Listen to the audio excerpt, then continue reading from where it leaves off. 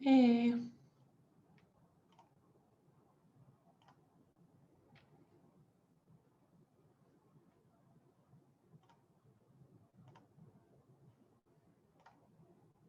Okay, you should be co-host now. I like your background. Oh, you're on mute. You're on mute.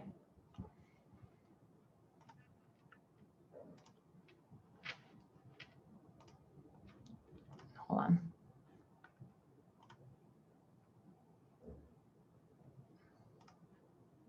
Sorry. I run in the morning on the river, so I get some fantastic sunrises. Nice.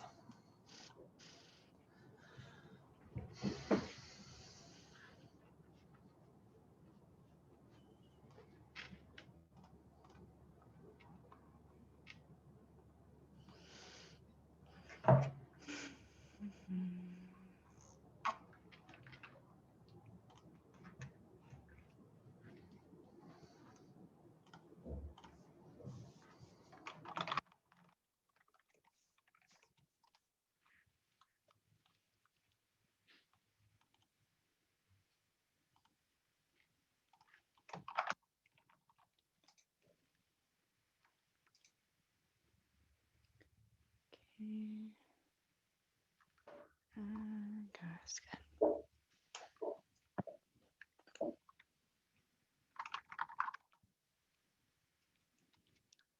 good. Do you have the thingy to put up on The form? Yeah, the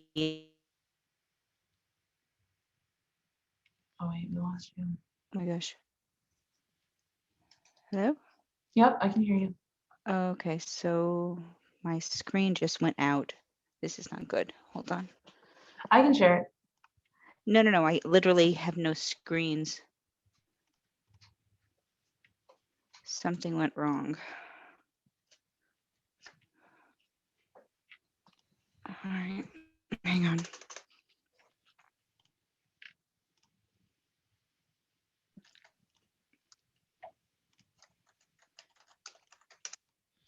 Okay, I'm back up. Sorry about that. Okay, yeah, I do have the instructions. You wanted, what else did you need? I'm so sorry. Just that, just if you could show it on the screen. Good. Yeah, I'll pop those up. Thank you. No problem.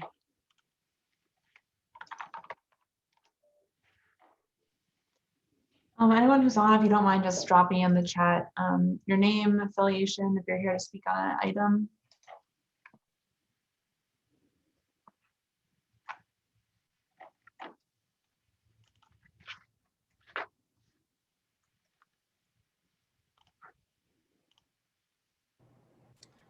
Hi there, everyone.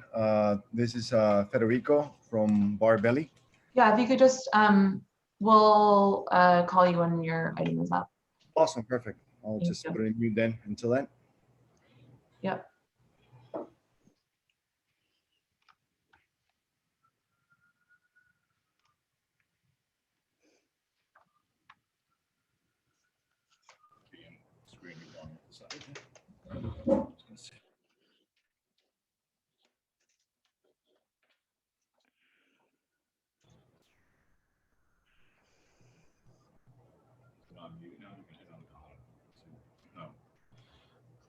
I'm not sure. It's just Everyone who's here could just sign up in the chat with the item that you'd like to speak on. If there is one, that would be much appreciated. Thank you.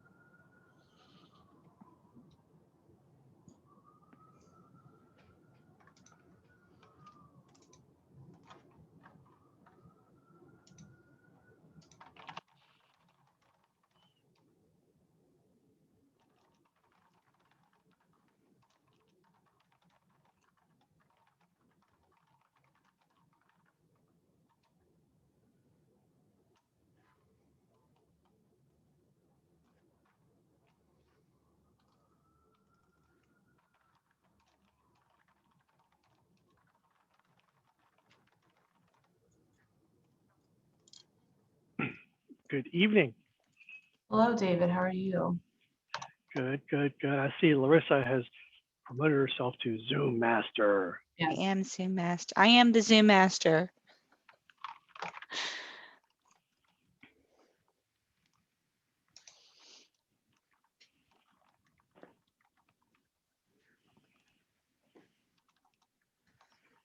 How are you, David? Good, good. I was thinking about Dungeons and Dragons for some reason. Your statement, I am the Zoom Master, made me think of Dungeon Masters, horrible Dungeon- ones. I actually have a T-shirt that says Zoom Master. I have to start wearing that. And sorry, the Zoom Master's having technical difficulty with my camera this evening, so you get a big fat R for my picture.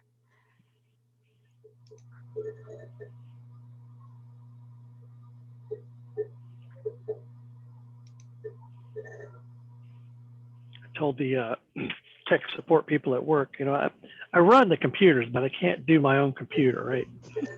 Well, told them, I was like, they can smell fear. The computers can smell fear. You so can. They also know when they can mess with you. Are you eating anything good, David? Holding what? Are you eating anything tasty?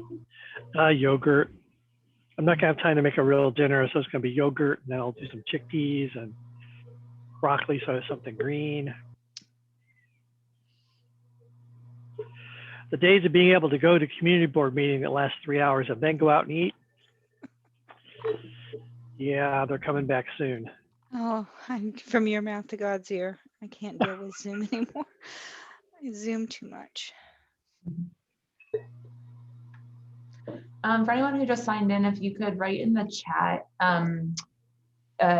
if you're here just to attend, please send your name and affiliation if relevant. If you are here to speak on an item, please write your name and what item that you would like to speak on, so we can know how many folks there are for each agenda item. Do you know where I would write if I want to speak? The chat, please. The chat. Okay. It's my first time on one this big, so Okay. bear with me. Okay, just drop in the chat. Yeah. Thank you.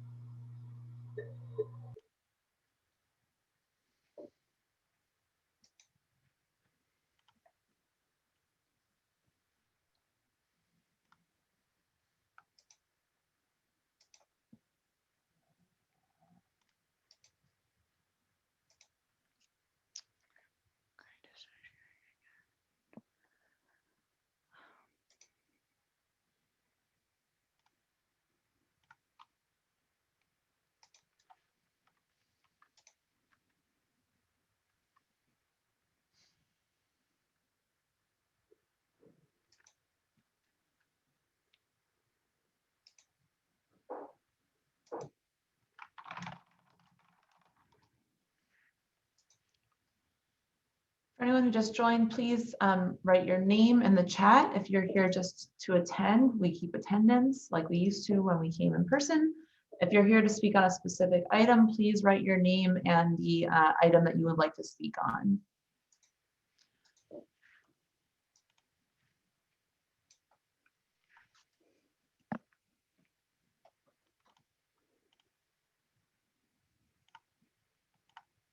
Okay.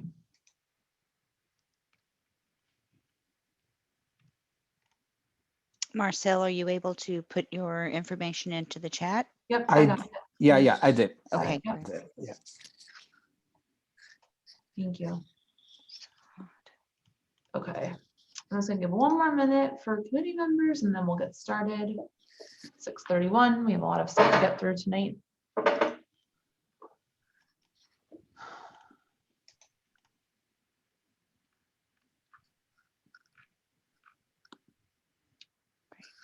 Okay.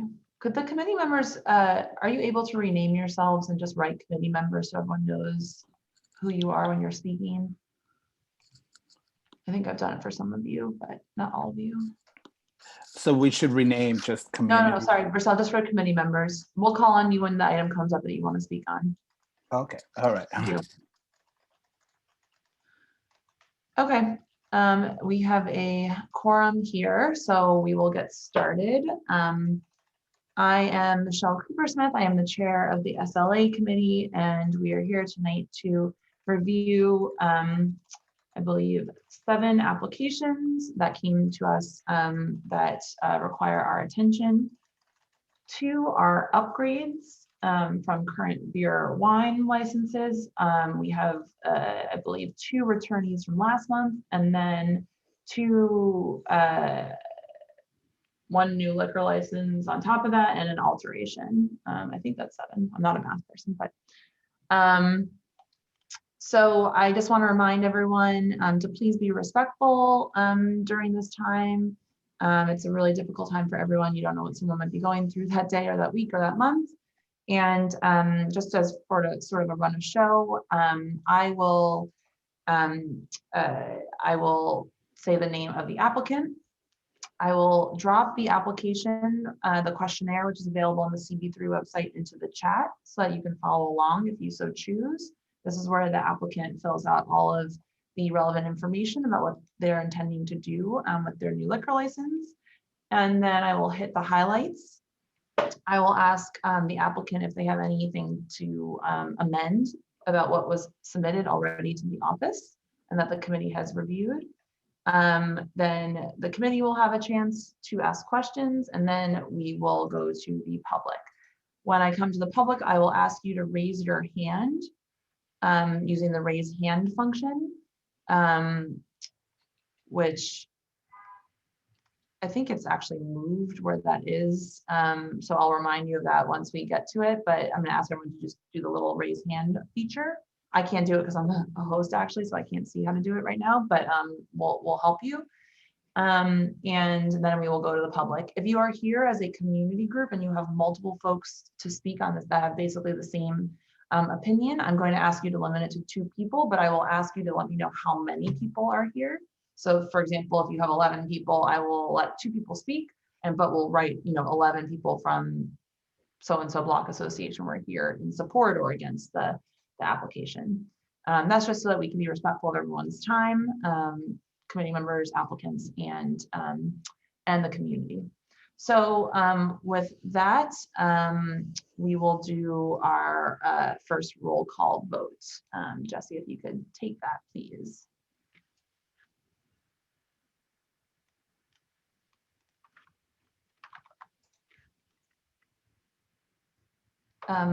Rosa, could you actually stop sharing your screen so we can see everybody? Sure.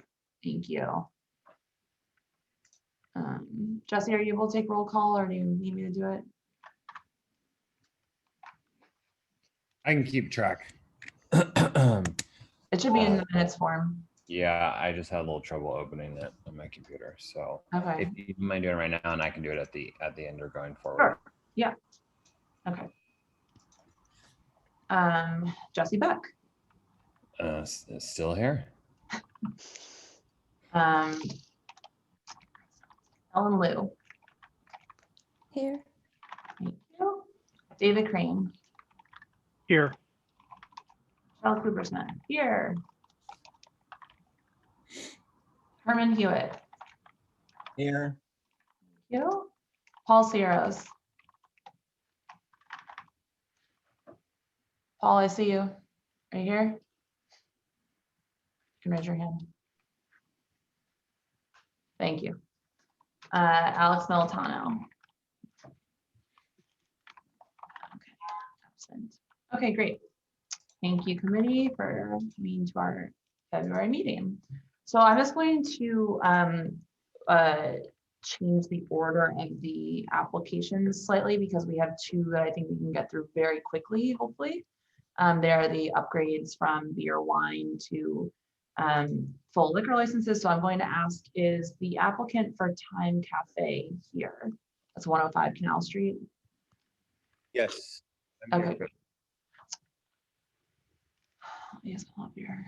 Okay, so I'm going to drop the questionnaire for this applicant into the chat so everyone can see it. I believe my attorney has COVID, so I'm not sure if he's on the call. Oh no, okay. Frank?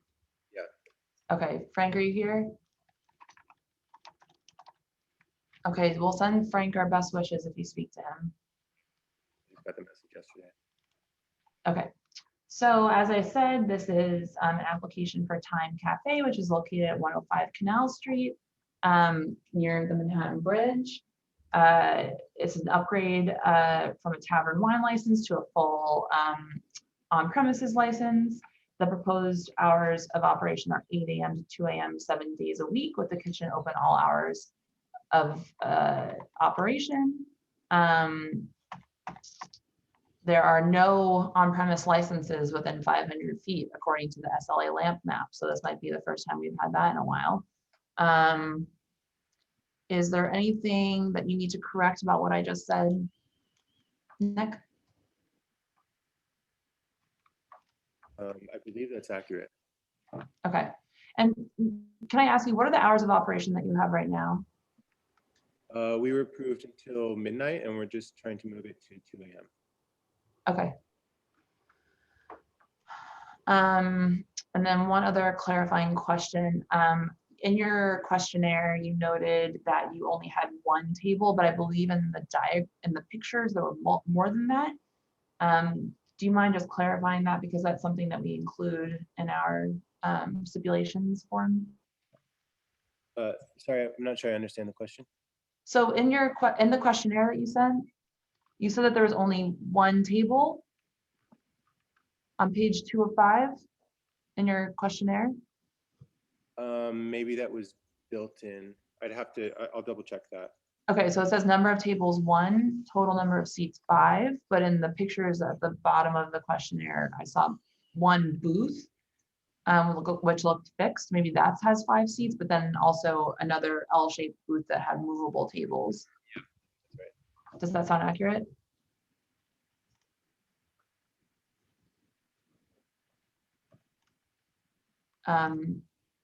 Okay, is it possible that you could clarify for us how many tables you have in there? Yeah.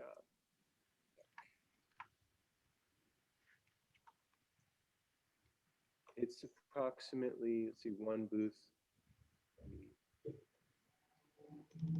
About, I believe, about 8 tables. Okay, so one booth with 5 seats. Yeah, there'd be about maybe like 7 two tops, and then the booth. Okay, and 7 tables with 14 seats. I'm gonna double check for the drawing.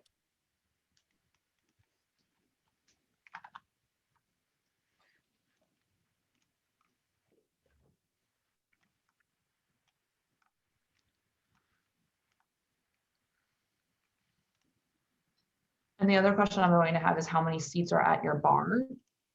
You know that you have one food counter bar. Are there seats there?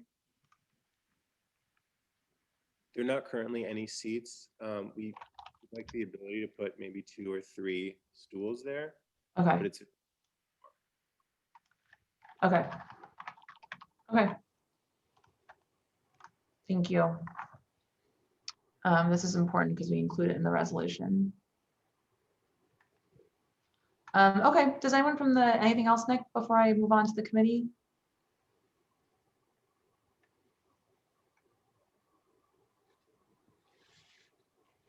no, I'm not sure if I was still muted, but no, I don't have anything to add.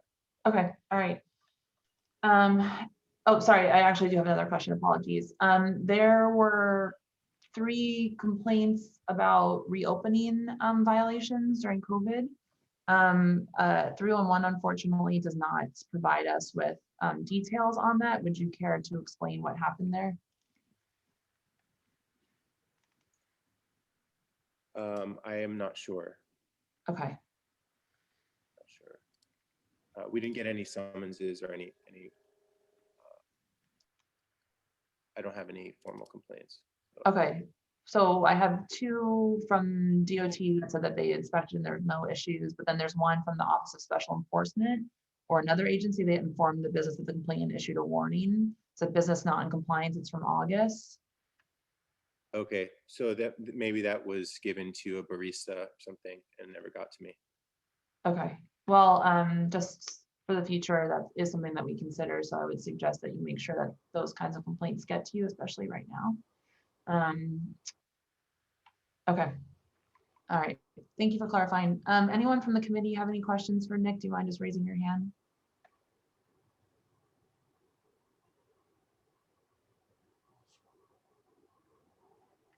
Anyone from the committee? Nick, the complaint, can I speak myself? Yeah, go for it. Nick, the complaint never got to you, but you're the owner? Can you hear me? One of two owners. There's two owners. Who's the other owner? His name is Alec Reinstein. Okay, and you mean to tell me the complaint never got to you?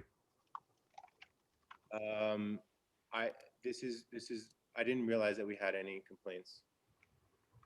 Okay, then you know what? You should fire that person that works for you. Because obviously they told somebody. So just make sure it doesn't happen in the future. That's all. Thanks, Paul. Anyone else from the committee have anything? Yeah. So these 311 complaint, I mean, I don't know how exactly the 311 complaint database works, but just because there was a complaint doesn't mean that there was anything done, or are these extracted as Just- ones that were followed up on and so forth? One of the complaints said that there was a warning issued. The other two, no evidence of an issue. So just one that had a warning issued, but we don't know what that is. Thanks. Yeah, unfortunately, the way that 301 complaints work with phased reopening is that they don't provide any details about what the actual violation might be, so. Okay, anyone else from the committee? Oh, Ellen, go ahead. I just want to understand more the operation, the business operations in terms of you have very extended opening hours that you're proposing. So I just want to understand sort of the demographics that you're trying to target. Sure. Yeah. So we are sort of a health-focused cafe. It started out as mostly focused on coffee and all organic breakfast and lunch. And then we expanded into a natural wine bar. And, you know, we're just trying to stay afloat. And so we were looking to upgrade to full bar just to sort of help, you know, help stay alive here. And we are also expanding into dinner. But yeah, You have to speak up a little there. yeah, so we're an all organic cafe. Originally, we were just doing coffee, breakfast, and lunch. And then when we got approved for wine, we opened a natural wine program. And now we're looking to upgrade to full bar in order to help stay alive through these difficult times. So would you be amenable to limiting the hours on certain weekdays to midnight? Do you foresee a lot of clientele on Monday, Tuesday, Wednesday, Thursday nights until 2 a.m.? I definitely do not expect a lot of clientele on those nights, but it would be nice to have some flexibility there. I think considering where you are, I would request, and it's a concern that I'm expressing, that on those nights, perhaps closing at midnight as opposed to doing 2 a.m. to 2 a.m. All days, all week. Is there, but what, to what end are you thinking? Like, why not give him the flexibility if that's the purpose to it? Well, like, I think since it's two, well, since it's only two, I mean. yeah, I think understanding sort of the location, also that different hours attract different demographics. I think it's just important in terms of the operation of the business, that we understand that, and that, you know, different hours, you know, for any place attracts different types of people, right? That's just how these things are. Different types of people. I'm sorry, I don't mean to interrupt, but what does that mean, different types of people? You have different profiles of people at different hours, right? So for example, you know, you might get more families in earlier hours, more dates, right? Later hours, right? And then there's drinking and then post-drinking, right? So those are demographics that are true, right? That go in and out of establishments. Right, but then it would sound like we're trying to control the hours to control the types of people coming in. I think Yeah, it's more that- in terms of I agree. Jesse. There's more talk in terms of category, Jeff, not because of racial or ethnic breakdown. I'm not saying racial. I'm just saying like, but conceptually, let's say oranges come in at this time and potatoes come in at this time. I think like trying to control the types of people that we think come in at 2 a.m. or at midnight. I don't know. I'm a little hesitant on that. That's personally how I feel about that. I'm a little.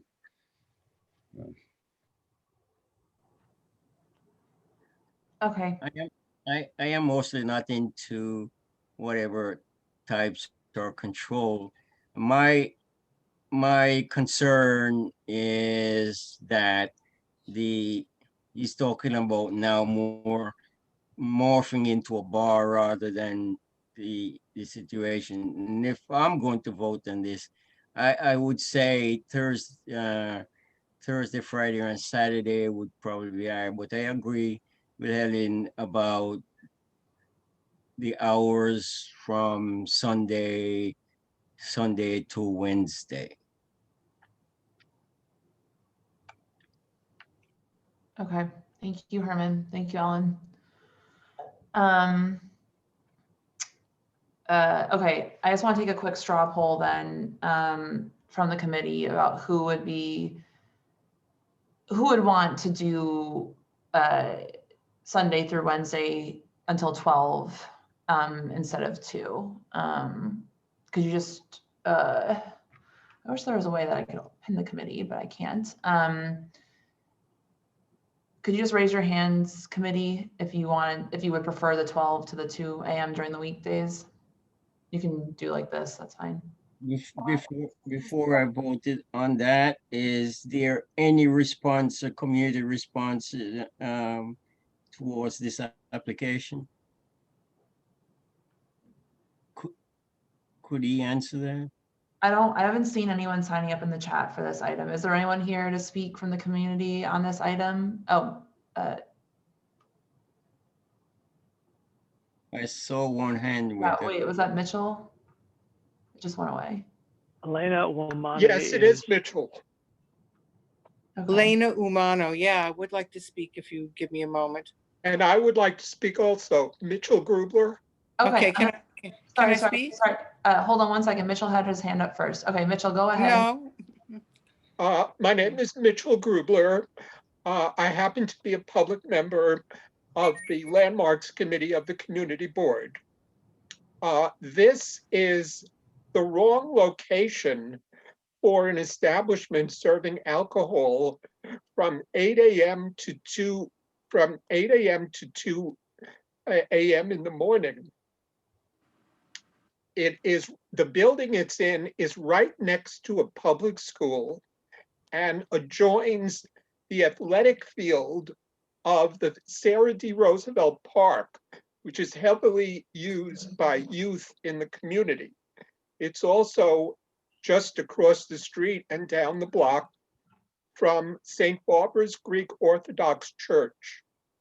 So I urge you to, at the very least, limit the hours that alcohol can be served at this location. I happen to live very nearby. As a matter of fact, I can see the location from my window. So if you're going to grant it at all, please put a stipulation in limiting the hours. Thank you. Thank you, Mitchell. Okay, Elena, go ahead. Well, I think the previous speaker said a great deal of what I would like to say. I find it really hard to understand how a health-oriented, I understand you want to survive the COVID times, but a health-oriented restaurant bar, I don't see why you'd have to be open till 2 a.m. during the week. And it does attract a different clientele. It has nothing to do with ethnicity. It has to do with who has to get up early to work and who doesn't. And it doesn't seem appropriate, given the proximity of this place, to a school and to where people live. It definitely should not be open till 2 a.m. every night. Just weekends is more than enough. Okay, thank you, Elena. Welcome. Anyone else from the community would like to speak on this item? This is 105 Canal Street Time Cafe.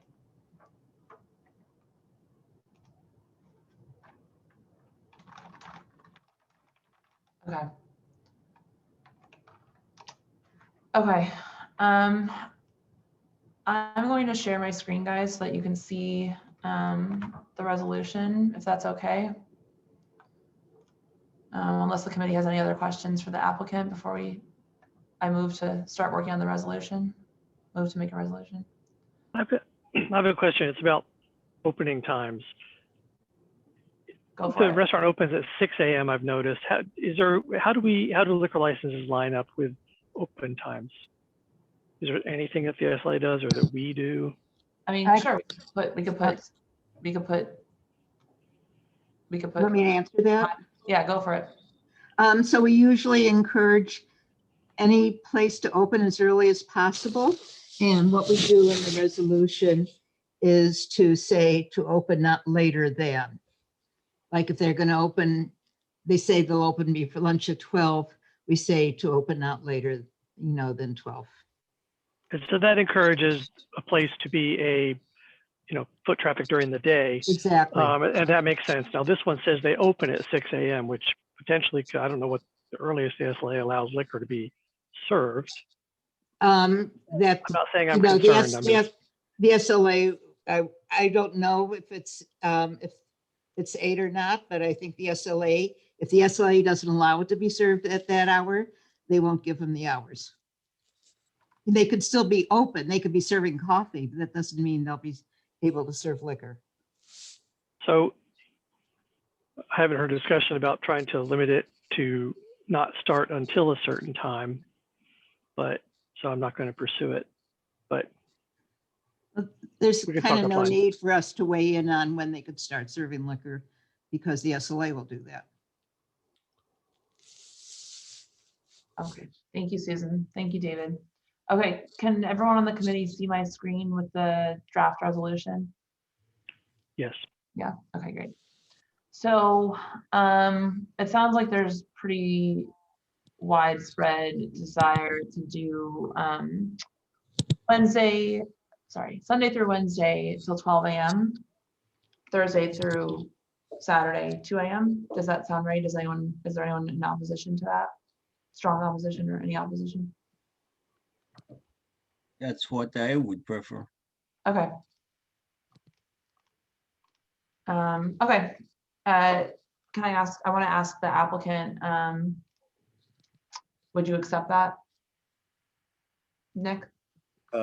Yeah, again, it would be our preference, obviously, to have some flexibility there. I mean, we don't want to have staff there a minute longer than our customers are. So assuming, our customers are gone by 11, we would probably close by then.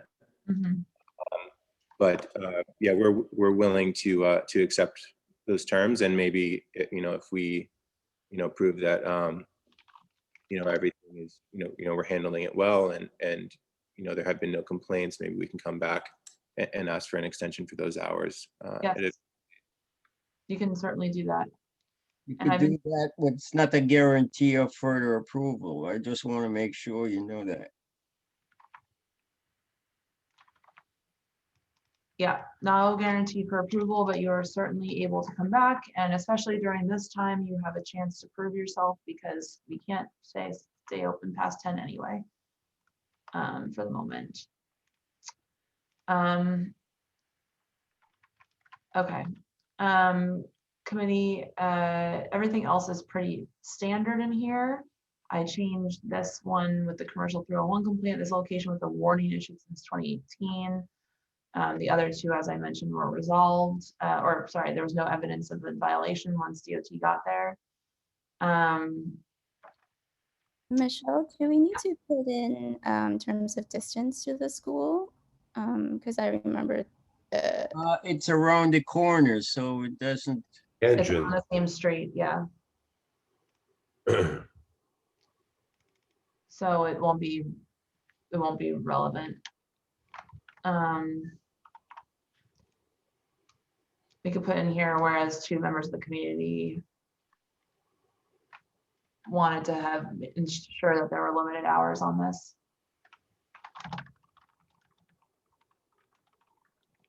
If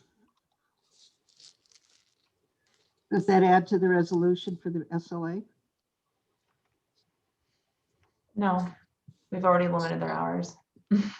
So, I mean, what you should do is just put what the hours are, otherwise it gets Yes, they're in here. confusing. So about that, there's an editing error, Michelle, in the second whereas where you do give the times. Oh, they've been corrected. I am incorrect.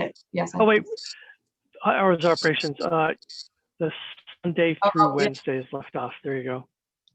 Thank you, David. Yeah. Okay. Okay. Anyone else from the committee have anything?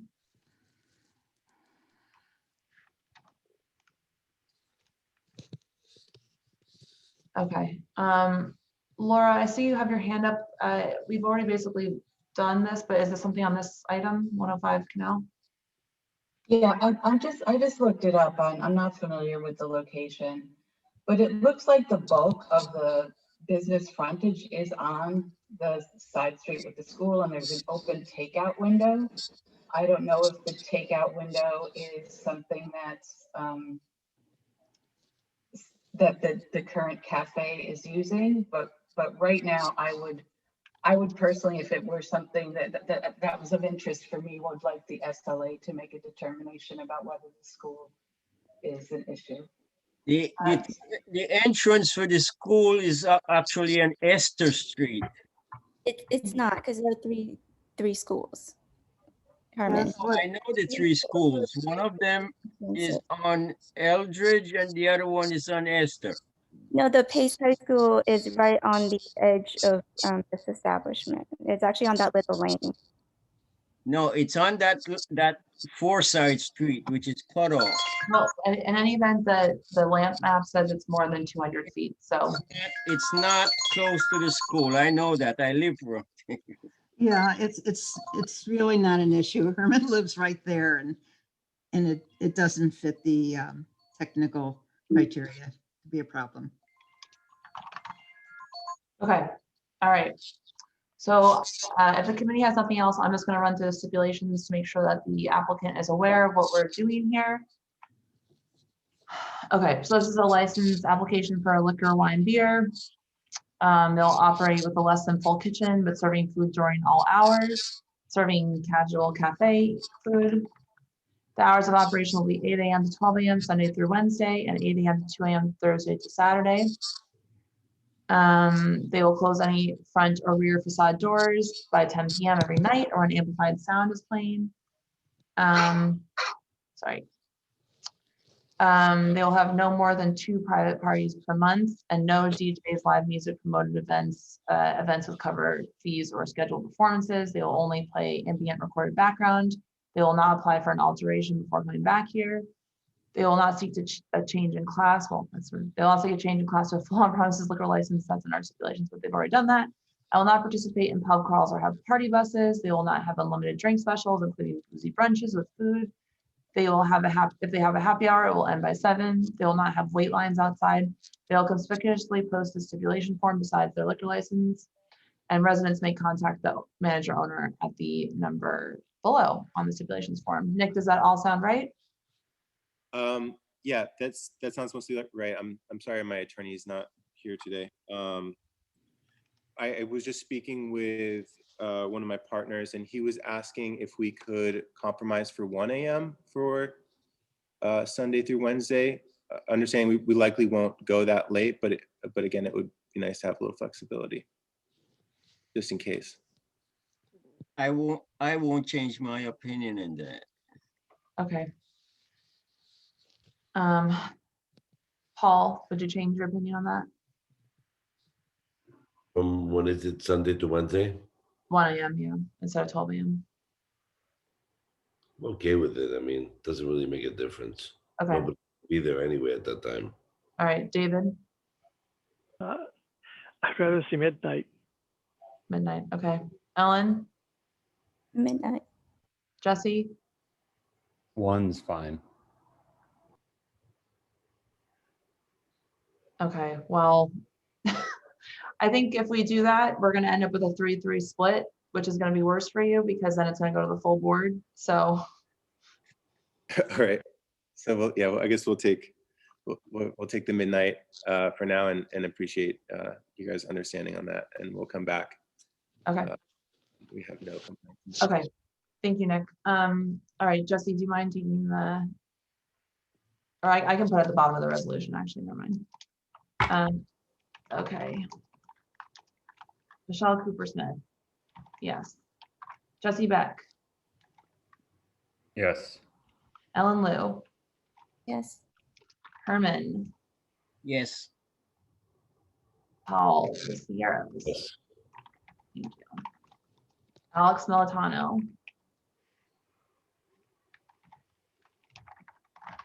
David Crane. Yes. Okay, thank you. So the office will send you your signed stipulations likely tomorrow morning, and they will ask you to return it to them. Please do so expediently so that we can process this at the office. Is my email on there as well as Frank's? Because I'm just Frank's. We have your emails from the 30-day notice. Thank you, Nick. Okay, and just before we move on to the next item, I just want to clarify, when I said that we're going to do 2 speakers, I meant 2 speakers per community group, because unless there's something very different about what you're saying about the application, just to be respectful of time, especially for the items that we already heard last month. You know, we spent a lot of time on them, so that was apologies for any confusion there. But yes, you will be limited to 2 minutes unless we think that it's worthwhile to continue going past that. Okay. Is the applicant for Trapizzino here? Yes. Okay, great. Yes, we're here. Okay, thank you. This is another upgrade, so we're going to do this one. Hopefully we can get through it relatively quickly, and then we will move on. Okay. I'm going to put the application in the chat so everyone can see it.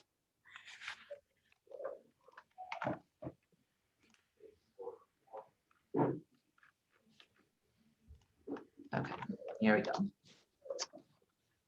So this is a application for an upgrade at 144 Orchard Street for Trapizzino, which is a fast casual pizza type restaurant. The proposed hours of operation are, I think that they're keeping them the same, right? It's 11 a.m. to 12 a.m. Sunday through Wednesday, Thursday to Saturday, 11 a.m. to 1 a.m. There are 38 full on-premises licenses within 500 feet. And the office is not aware of any issues at this particular location. As I mentioned, it's been operating with a beer wine since 2016. Does that all sound right, applicants? Yes. Yes. Okay. Anything, okay. Anything from the committee that you'd like to ask these applicants? I just want, instead of going through all that stuff, to explain a little his business and his business model. Yeah, sure. So the business, it's predominantly focused around, well, the brand name's Trapizzino, and that's actually the Trapizzino is a pocket of pizza.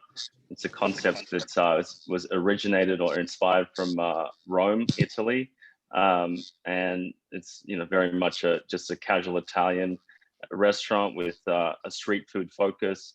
As has just been mentioned, we've had beer and wine since inception, since we opened, and that's just sort of I guess ancillary to the experience. And yeah, I mean, we're not looking to change any of our hours, our operating conditions in any way. We're just looking to add some mixed drinks and maybe some aperitivo style cocktails in the afternoon, early evening. That's kind of predominantly what we're looking to do. But the rest of the business will be the same. Thank you. Okay, thank you, Nick. Susan, do you have something technical you want to weigh in on? No, not technical, but I have directly observed the business for years, and there's never been any issue with the. Yeah, everything Herman, is it's like a couple of tables, mostly takeout, I would say. It's like sort of like pizza pockets that you can hold. Yeah, I've had them. Herman, does that answer your question? It wasn't really a question, but I just wanted to get an idea of what it was, since I haven't passed by there in a while. Pretty good, Herman. Pretty good. Okay. Okay, thanks, Herman. Anyone else from the committee have any questions, comments? Okay. Yeah, I can say I've eaten there. It's good. It's not a place that you necessarily want to linger. It's pretty small inside. Okay, anyone from the community here? It's 144 Orchard Street, Trapizzino. Could you please put your hands up? I don't think I saw anyone sign up in the chat on this, but just double checking.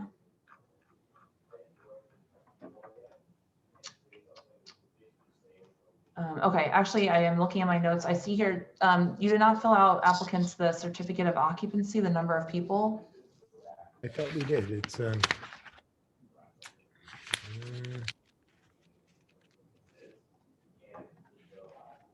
we have.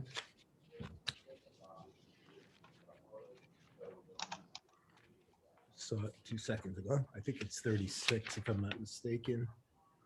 C4 valid C of O. 50 seats. 50 seats. Okay. Okay. All right, committee, I am sharing. I'm moving to do the resolution. I'm sharing it, the draft one on my screen. I hope you can all see it. Please let me know if you cannot. All the information from the application is in here. Does anyone from the committee have any concerns, questions about the resolution, additions?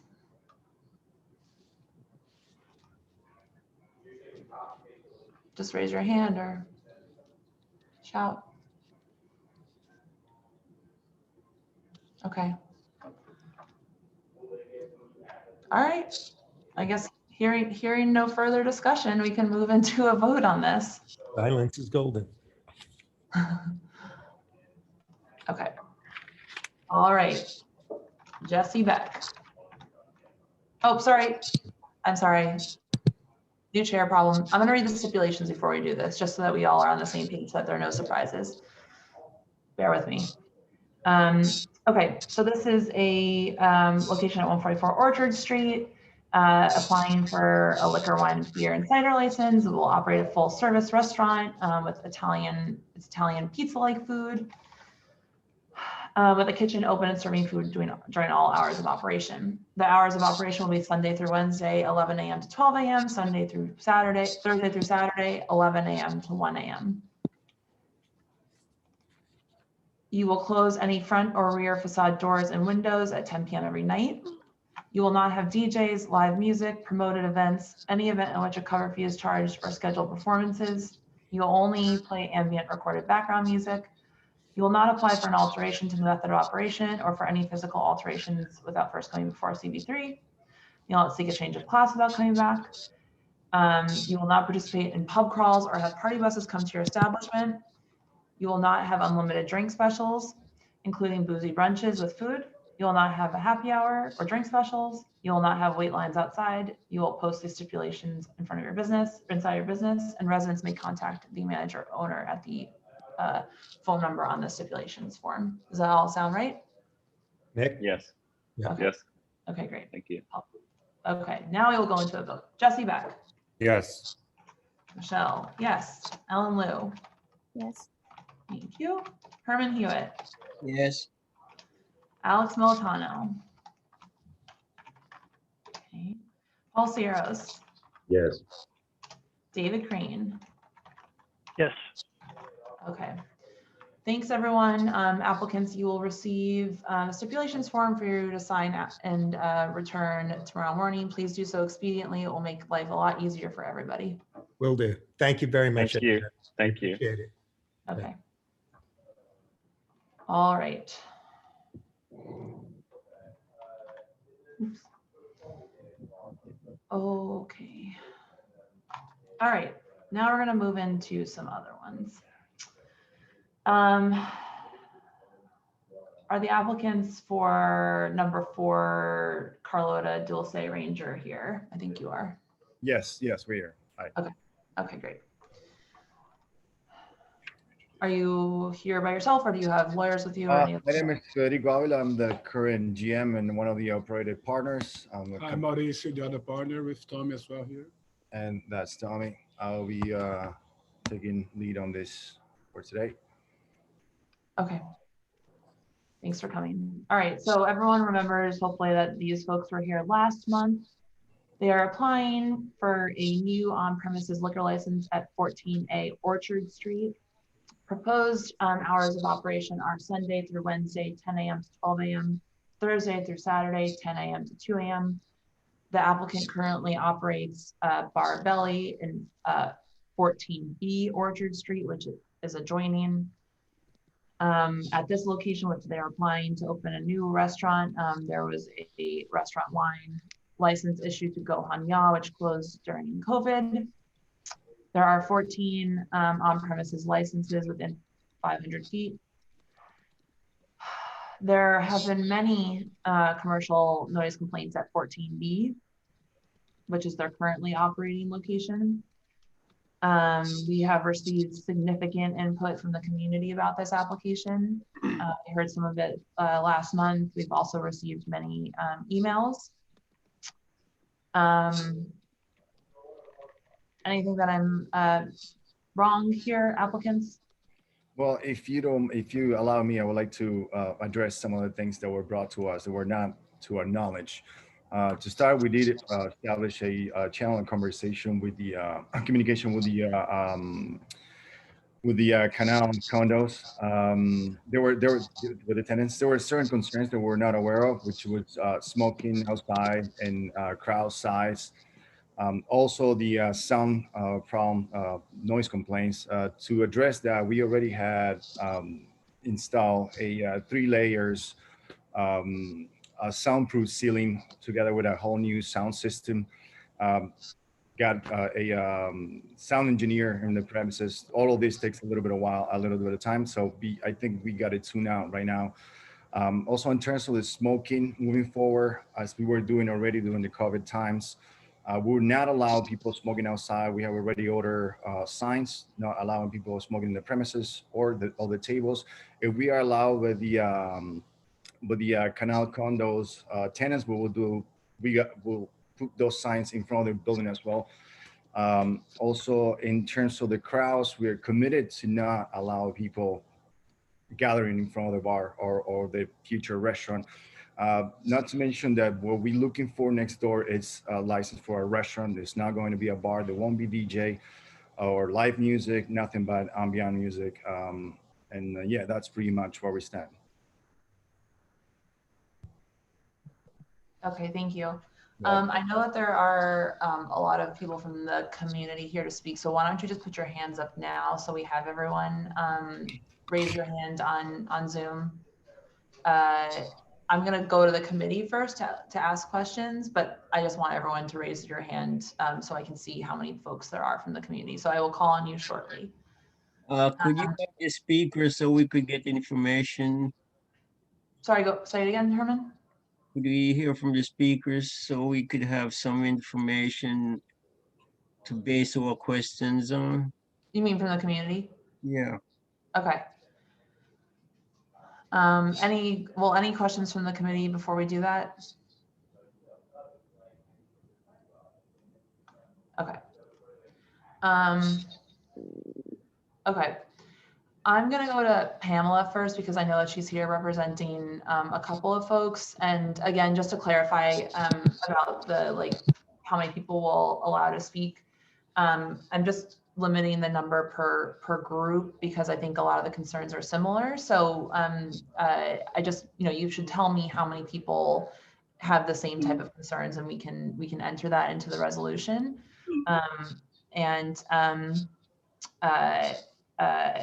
one thing I forgot to mention actually is that the Space Block Association supports this application.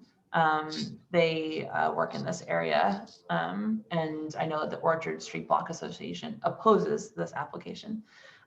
So Pamela, how many people's statements do you have?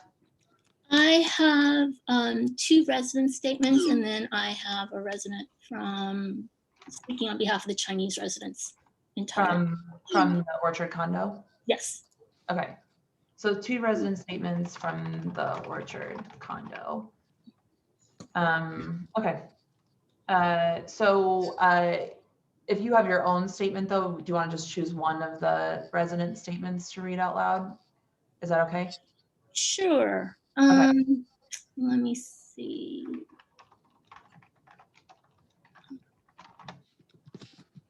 Okay. I'll just read one from Zihui Chen and family in apartment 3C. They write, the existing bar has significantly affected our way of life. The music outside is often extremely loud, and the customers are typically very noisy, especially when involved in arguments. This has made it difficult for us to get a good night's sleep, since they often stay until very late, which affects us the next day. The glass of the entrance to our condo has been shattered by their customers after getting drunk on multiple occasions. Marijuana is frequently consumed by their customers, and because we are extremely sensitive to the smell of marijuana, we are forced to keep our windows closed, even when we like to keep them open. Lastly, we can often find leftover garbage in the streets in the morning, and because there is no visible store sign in front of their store, we are often fined for their mess. Due to the reasons listed, we are firmly against the opening of the new bar. And then I will read the consolidated comments of the rest of the Chinese residents. Okay, thank you. Okay. Tonight feels like deja vu. At the January community board meeting, the residents of 14 Orchard Street showed up in force and respectfully asked the SLA committee to hear our voices. We absolutely did not want another alcohol serving establishment in our building. Yet here we are again. As a representative of 14 Orchard Street, I met with the owners of Bar Belly last week and heard their point of view. I went back to the Chinese residents and discussed Bar Belly's proposition. The Chinese residents are here tonight to express our unequivocal opposition to Dulce Ranger's alcohol license application. We have signed a petition stating our opposition and our reasons why. 58 residents have signed the petition. I am here presenting this petition as if I were presenting it in person so that it may be memorialized in the resolution tonight. We told you about the horrible deterioration to our quality of life above Bar Belly. Many of us are essential workers. If we don't show up for work, we don't get paid. A night's sleep is crucial. I personally told you of my heart condition and how Bar Belly has added to my stress. The owners of Bar Belly feigned ignorance last time. They made a feeble attempt to paint themselves as good neighbors toward the Chinese community by mentioning they gave their empty bottles to Chinatown bottle collectors. But really, it just pandered and insulted the Chinese residents of the building. There's more, but the residents hope that the committee will not reward Bar Belly's years of apathy and do nothing. The majority of us do not speak English. We are trying to navigate a system that does not make accommodations to non-English speakers. Just because we are immigrants and we speak a different language, we are still a part of this community, are we not? Again, we are asking you to not marginalize our voices. If we are, then hear us, see us, respect us. Thank you. Okay, thank you, Pamela. So I just want to get this straight so I can put it in the resolution. Okay, so whereas 2 residents from the Orchard Street condo at 14 Orchard Street spoke in opposition to the application, and 1 other submitted a statement in opposition, and 50 residents from the Orchard Street condo signed a petition in opposition to the application. 58. 58, yep. Okay. And there's 30 of us tonight in person on this Zoom. Okay. Can everyone, Is there a way to get everyone, this is so much easier when we're in person, to get everyone from the condo to raise their, or to get everyone in opposition to raise their hands maybe, so I can actually count it. I want to be careful about, you know, making sure I'm fair. Can everyone that's here in opposition to this application raise your hands, preferably on the Zoom function so I can see? Can I translate for the? Yeah, yes, please go ahead. Okay, Canal Condo 邻居，请你把你的那个电脑的叫声机打开，在那个 Zoom screen 上面，然后把你的手举起来。Okay, and so I'm gonna run through the speakers though, just in the meantime to give folks a chance to put their hands up. Hi, I'm sorry. Hi, this is May again. Oh, sorry. Pamela. Sorry. I'm sorry. Well, if you want to speak, please raise your hand on the Zoom function. I'm just going in order of who has raised their hand. Actually, I don't have the action for raise the hand. I only have. No, May 那个 screen 的 bottom 你看见 reaction 吗？我有看到，但是呢，我看不到那个raise the hand。然后你 click 那个 reaction， 你会看见一个小的 screen pop up， 然后你可以按。pop up， 我只有那个鼓掌或者是 raise hand。raise the hand. Yes. Yeah, it depends on unfortunately. It depends on which version of Zoom you have, unfortunately. So it's you sometimes participants, sometimes reactions. I apologize. I know that this is not ideal in person. We'd all just be able to stand up and I could count you. But in the meantime, I'm just going to run through some more folks to speak. I'm sorry. Can I say something again? Okay. May, excuse me. I'll get to you. Just 1 second, okay? I'm just going to mute you for a second. Thank you. Okay. The next hand I see is Elena. Elena, you need to unmute yourself. I'm appalled at this application. This is, I mean, the owners have proved themselves in the past to be bad actors. They've had 83 complaints through 311, and listening to the previous speaker talk about what the people in the building next to them, Orchard Street building, have gone through just really breaks my heart. The owner listed a number of remedies that they have instituted for bar belly, but nobody has seen what the results of that are. And if they're going to be opening a restaurant, not a bar, I don't see any reason why they should have a full liquor license.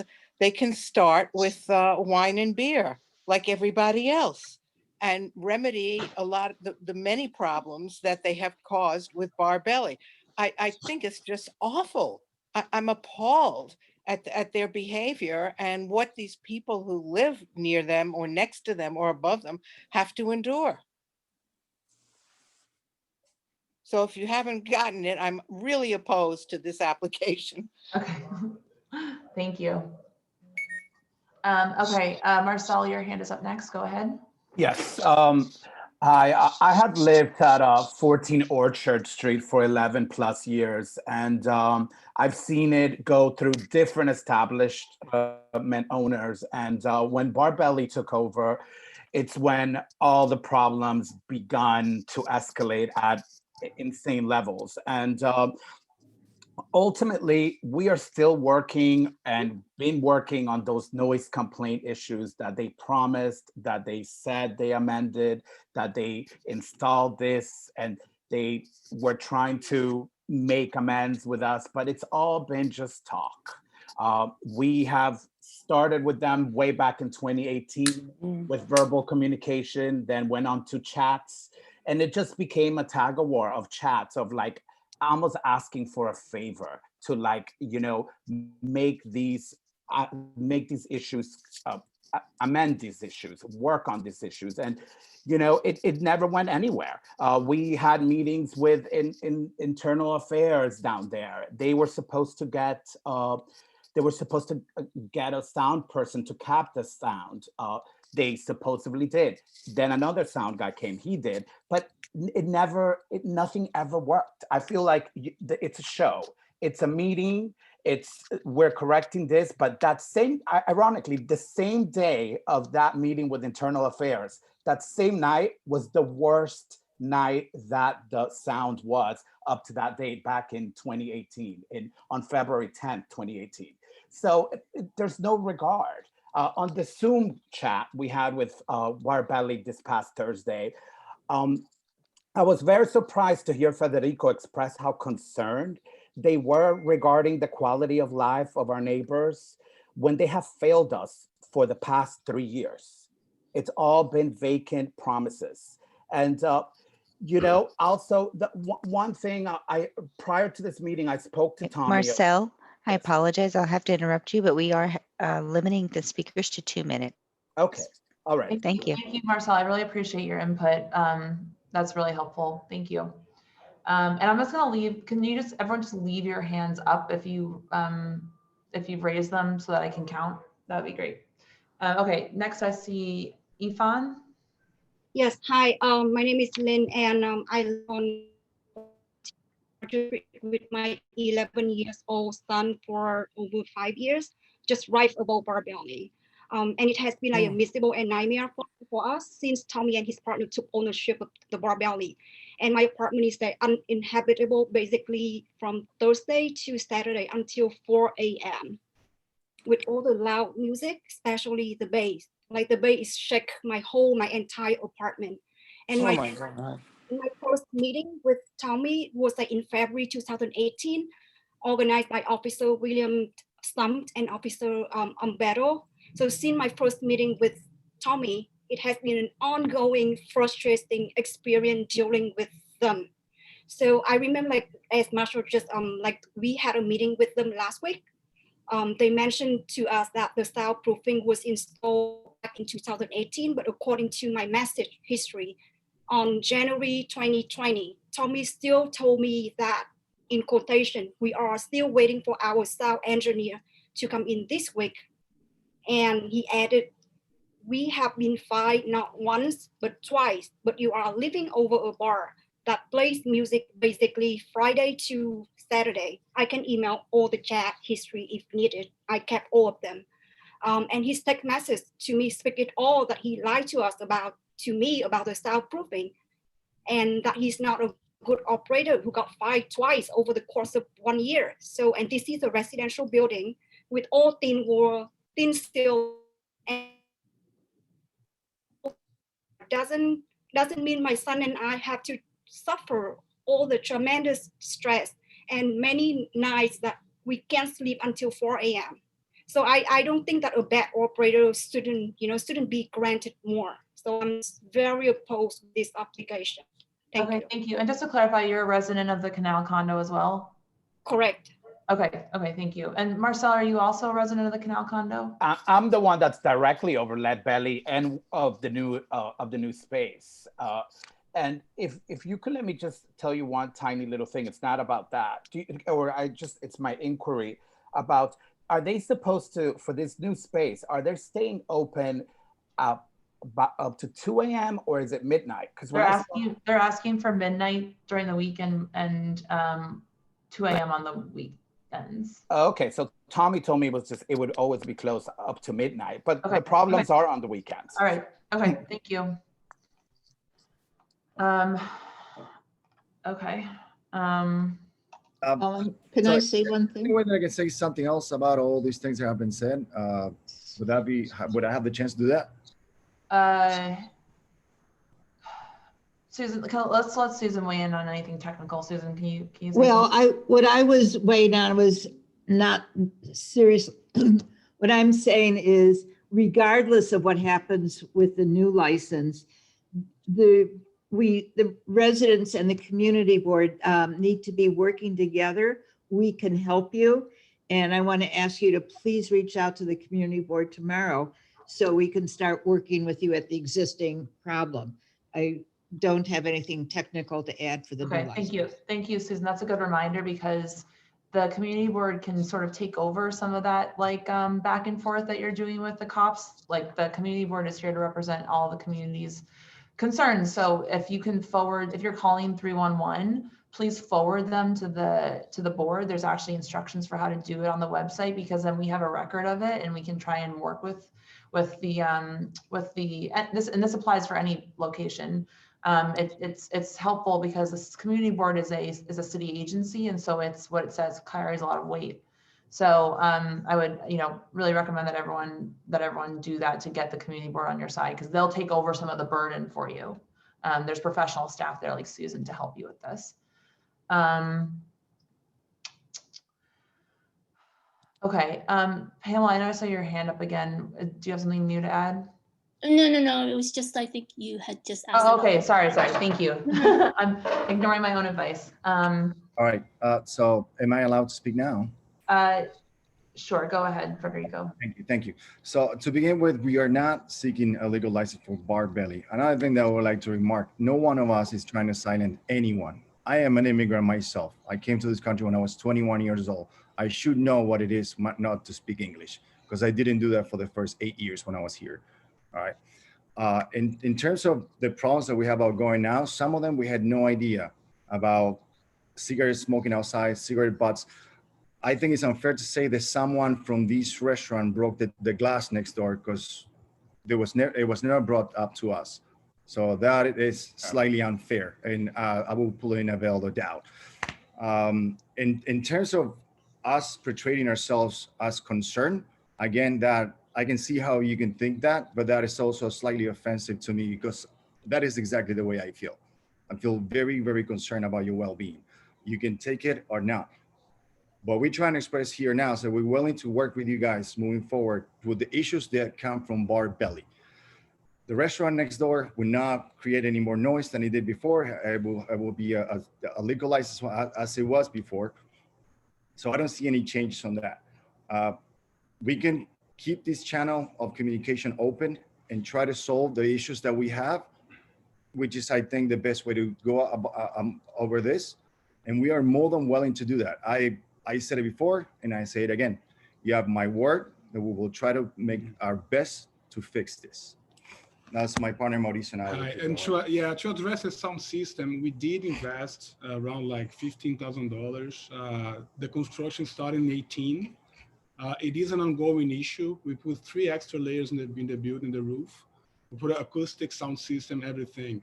It's not enough. We know. Now we know. Now we have the open communication. Now we can talk.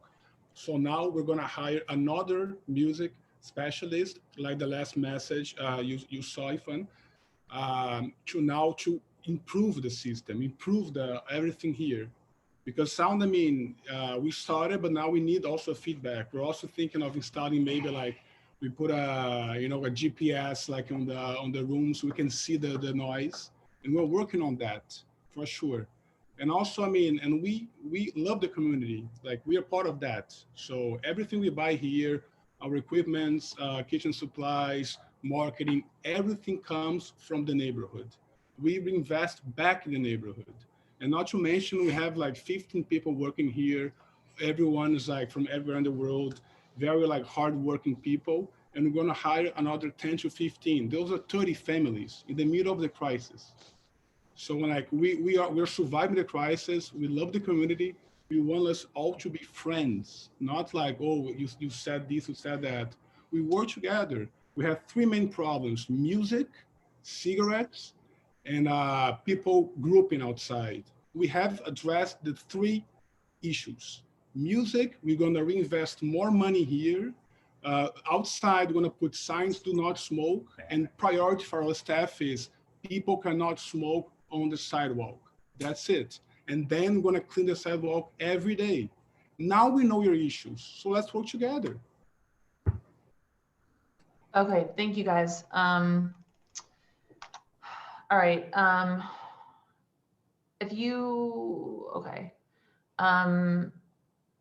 Tamara Daly. Hi, can you hear me? Yes. Great. First of all, thank you for hearing all the residents tonight. We appreciate it. I'd like to say that the sheer amount of people that are here tonight to speak out against these operators is something that really should be respected and noted. Particularly the fact that people that don't even speak English are here in this meeting tonight trying to navigate it because they feel so strongly and so scared for their well-being of their families and their quality of life and being able to get their rest in their homes peacefully during a time when they have to stay home much more, unfortunately.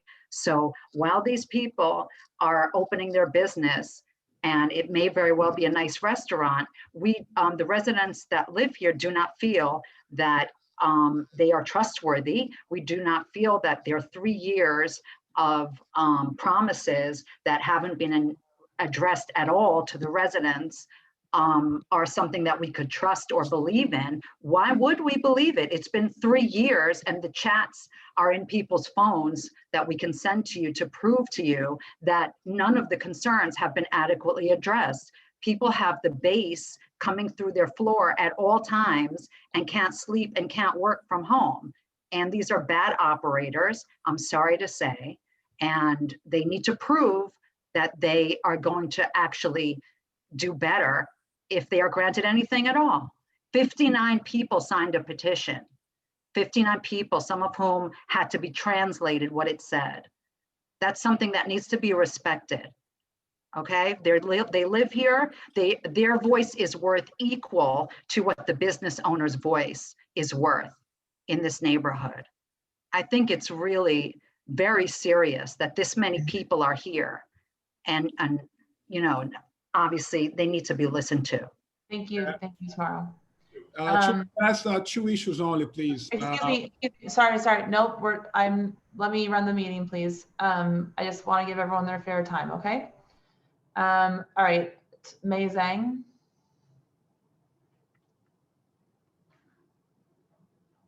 Mei, are you there? Hello, yes, I'm here. Hi. Actually, I'm very busy, so I cannot, still not back home yet. That's why I cannot turn on the radio. Okay. However, I already sent a message to the one of my best friend, and also the owner, Pamela. So she is, help us a lot. Everybody just stress up because of a lot of people. You can see that by the form, most of that is all they don't know how to use the Zoom, and they don't have time to but they still want to protest again for the downstairs bar belly. Thank you. Okay, thank you, May. All right. I know that there are other people who want to speak, but I just want to do a straw poll of the committee right now because I feel like we've heard a lot. We heard a lot last month. We've heard a lot.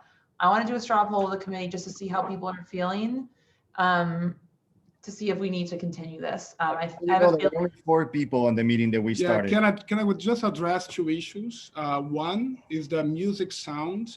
The environment department came here after the first renovation and they measured the sound, and we were inside the limits. Even they measured the sound at Hope's apartment.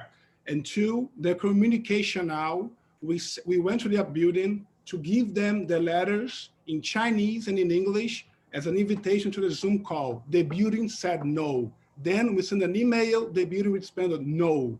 Then we sent the letters by mail, so they could get it.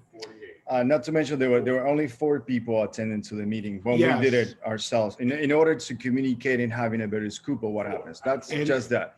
I mean, I'm not saying that we don't make mistakes, but I personally don't want to be betrayed as some sort of a demon here. And we had a Chinese translator. Only 4 people showed up in the meeting. Okay, thank you. All right, committee members. I just want to do a quick straw poll. I think I know where this is going. So Larissa, could you unshare your screen just so I can see everybody? All right. Thank you. Okay. All right, committee members. Wait a minute, I'm on a Zoom meeting. I just want to see. I just want to ask you guys what you're feeling here. Anyone want to say anything from the committee? What's the closing hours again? So they're asking for 12 a.m. during the week and, sorry, let me just double check. I think I might have written it down wrong. They're asking for 12 a.m. during the week and 2 a.m. Thursday through Saturday.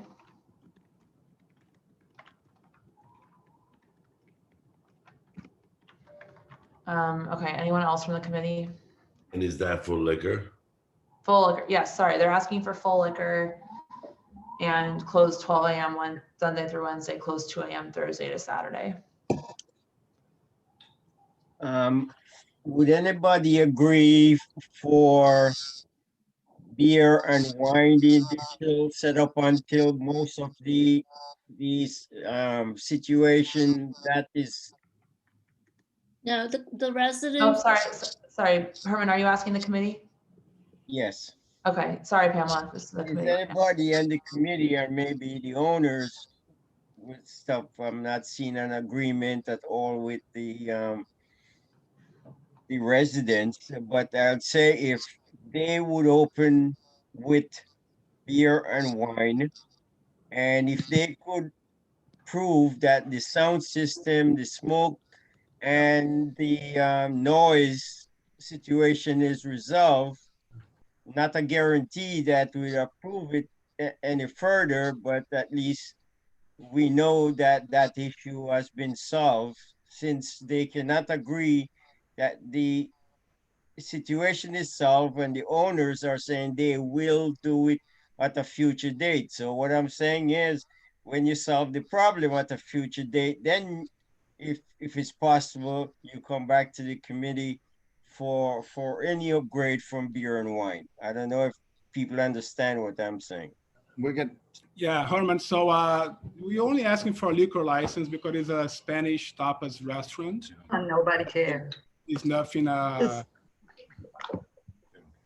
And also, like, so it's not like, that's why we ask for that. But it's not, even at the bar, we don't expect that many groups party until late anymore. We really think the bar is also going to become like a low key live jazz bar, because we don't expect the same people partying now after COVID. So now it's only become like a quieter bar and a small tapas restaurant. It's the same size of Gohan as before.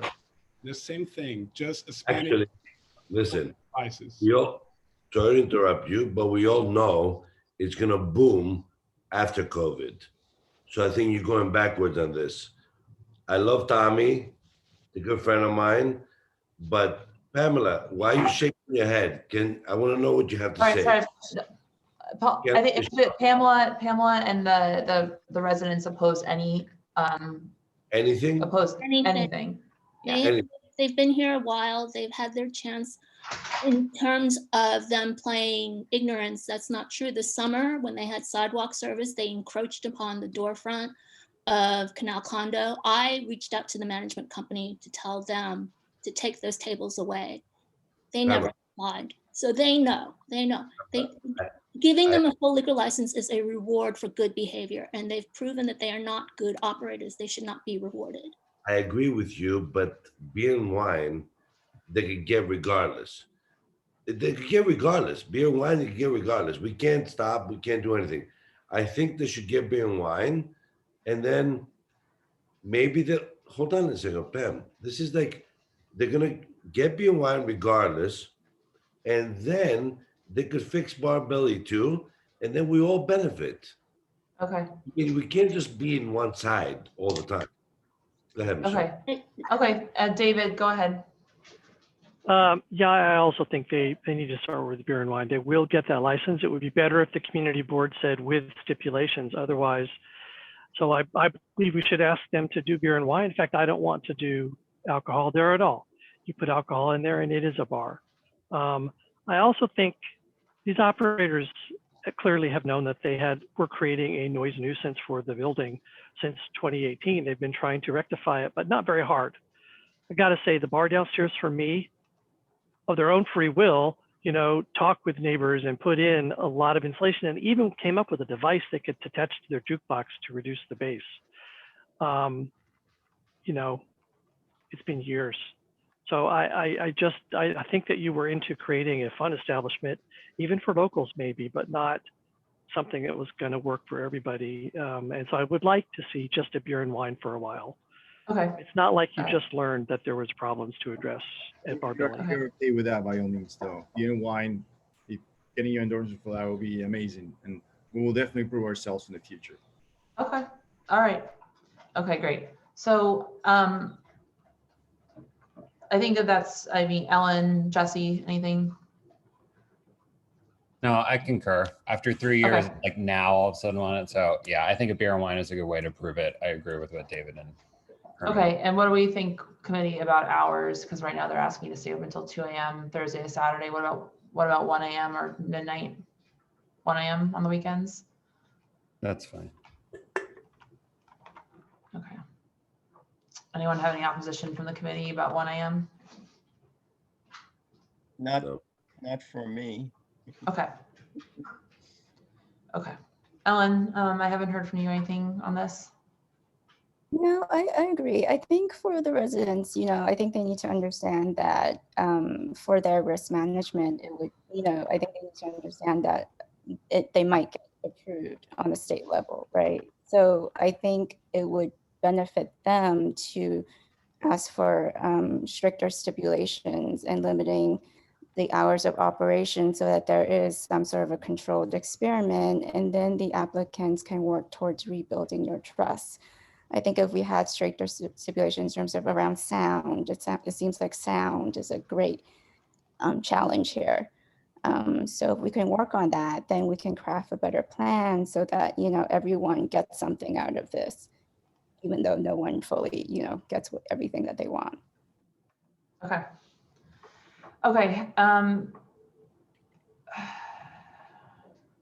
right.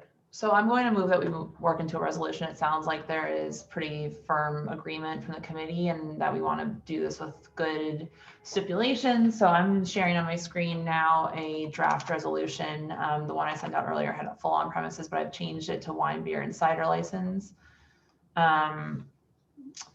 I unfortunately did not have a chance to count how many commercial noise complaints came up ahead of time. So if the committee's okay, I'm going to leave this as a placeholder and count this because there were a lot, just so that we can memorialize that. We have the information I sent it around to everybody, including here that the Orchard Street Block Association opposed the application, that 4 residents from 14 Orchard Street spoke, another one submitted a statement, and that 58 residents from 14, I'm going to put 14 Orchard Street, signed a petition in opposition to the application, but that space supports it. This is, I was just taking notes so that we remembered. Okay. Could we say a space what they are? They are a block space block association. Where are they located? What is their catchment area since the other one? Hold on, let me just. Division. They do, yeah, they do over there. Hold on one second. One second. Would Susan have any information? So spaces Grand to Division, Canal, and East Broadway, Pitt to Allen, but not including Allen. So this is within their boundaries. Okay.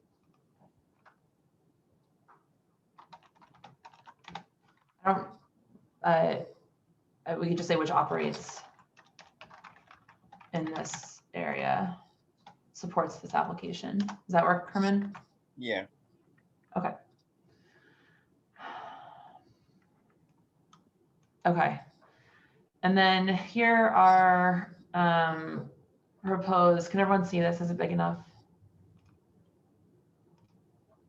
Yeah.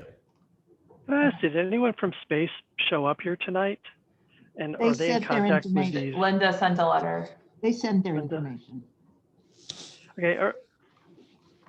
Okay.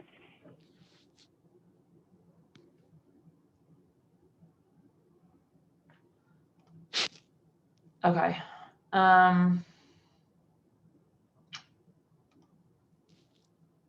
I just read through these? The thing that I added here was not typically in our stipulations, that no sound will be audible from the street or in the surrounding buildings.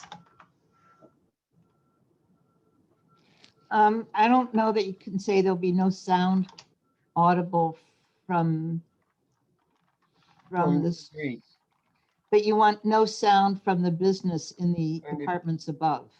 Okay. Or in the apartments above. Right.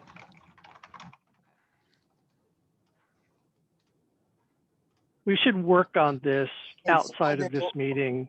I had suggested something along these lines as a possibility to Michelle, that sound codes talk about, like for cars, that there cannot be sound that is plainly audible with it at a distance of 50 feet. It's some language like that. We could talk maybe about whether language like that could be suitable in a stipulation, since it's something that's enforceable theoretically through the EPA, for instance. The SLA might. David, we've done this Yep. many times and it We've works done this 100% of the time. yeah. It's audible from the business into the apartments above. So they get a sound engineer, we check it in the apartments, and you know, this is a proven way that it works. Okay, Okay, so there are a lot of businesses right around me where the sound goes out into the street and I can hear it from They a block and a half they don't away. have, because they don't have these stipulations and they haven't gone through this process. okay, so Susan, do you have a suggestion about how to word this beyond what's already here? I would, actually, we had the exact wording on another. On the 199. Yeah, I would use the same one. Sound will Okay. not be audible from the business in the apartments above, and will be, I use the wording. Okay, so ensure that worked sound. out with the here. sound engineer. Okay, here. And this is Ensure that sound from beyond the the premises is sound. not audible in any of the surrounding apartments, which will be arranged with the sound engineer. And I would like to say this is beyond the New York Noise Code, but the SLA has precedent for supporting this quite a few times in the past.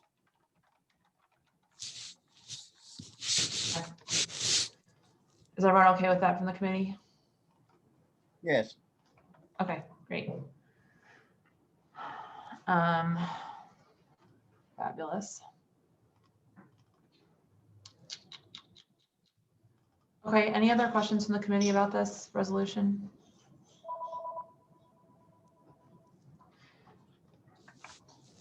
All right. I'm adding this ensure that sound to the stipulations sheet that they will sign. Okay, let's move to a vote, hearing no further discussion. Okay, Jesse Beck, Yes. Ellen Liu, Yes. Michelle Cooper Smith, yes. Paul Sierros, Yes. David Crane, Yes. wow, it's been a long night. Herman Hewitt, Yes. thank you, Herman. Alex Militano. Okay. Okay, thank you, committee. Thank you, applicants. The office will send you a stipulations form that I'm going to just double check with you right now because I forgot to do that again. You guys got to remind me. Okay, just confirming that the hours are going to be Sunday through Wednesday, 10 a.m. to 12 a.m., Thursday to Saturday, 10 a.m. to 1 a.m. This is for wine, beer, and cider. We're looking to 2 a.m. on Thursdays through Saturdays. That's not what we voted on. Okay, that's fine. No DJs, live music, promoted events, any event at which a cover fee is charged, or scheduled performances, only recorded ambient background. You will not apply for an alteration. This is important before coming back here. You will not seek a change in class to a full on-premises liquor license without first obtaining approval from CB3. You will not participate in pub crawls or have party buses. You will not have unlimited drink specials. If you have a happy hour, it will end by 7. No wait lines, and you will have a staff person responsible for making sure that there are no loitering noise or crowds outside. That's right. You'll conspicuously post a stipulation inside your business, and residents may contact you at the number that you're going to provide on here. And ensure that you will ensure that sound from the premises is not audible in any of the surrounding apartments, which will be arranged with a sound engineer. Correct. Okay. Thank you. They'll All right. send you this form tomorrow to sign. Thank you, guys. Thanks a lot. Have a good night. Thanks a lot. And thank you, and thank you to everyone from the community. I know that everyone is working for coming and sharing your experiences. Please forward your complaints to the community board so that we have a record of it going forward and can help you work out if this does not go well going forward. I appreciate all of your time. I can also help with the sound engineer testing in your apartments. Thank you, Susan. Okay. Moving on to the next one. Okay, is the applicant for Parkside Lounge here? I'm here. I don't know if you can hear me. Okay. Okay. Hi, Chris. Yep. You're a little echoey. I don't know if you have. I was turning my headphones back on. Is that better? Okay. Yeah, that's better. Okay. Just to remind everyone, this application was up last month as well. It's for the Parkside Lounge on East Houston Street in the corner of Attorney Street. It's a alteration to add a roof deck to the one-story building. This is currently licensed, so that's not what we're adjudicating here. We heard a lot of conversation about this at full board. We heard conversation about it at the January committee meeting. We've received a lot of emails about it. And I also shared with the committee the diagram that the applicant provided us. I hope everyone has had a chance to review that. And just so everyone knows, I went to the location over the weekend to check it out, to understand the diagrams more fully. I had to get over my fear of heights, of climbing up a straight ladder into a snowy roof. But I was able to see the way that this is. It's sort of a weird thing because it's an L and there's a building inside the L. And that's, we heard opposition from 2 of those residents. So I believe what we've gotten thus far is there are 4 apartments in that building that's sort of in the nook. And we received opposition from the 2 applicants at the top. So there's 4 floors on the 4th floor and the 3rd floor. We have not heard from the residents on the 2nd floor, and we have support from the residents on the ground floor. Anything that I think actually I'm going to share the diagram so that everyone can see it on the screen. I should have done that before.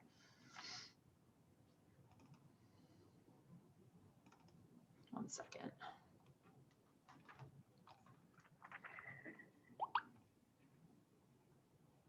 Okay.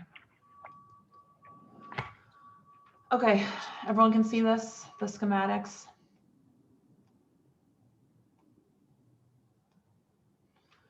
I'm actually gonna rotate. So everyone can see that this is Houston Street here, and that there's a building that's sort of in this nook. And here is here's the diagram with the way that the roof will be set up. And you can see the key down here. Chris, is there anything you need to clarify on this? No, I just wanted to ask, you had mentioned there were a lot of emails and there was a lot of discussion. Can you break that down for me a little bit? Was it supportive, the emails?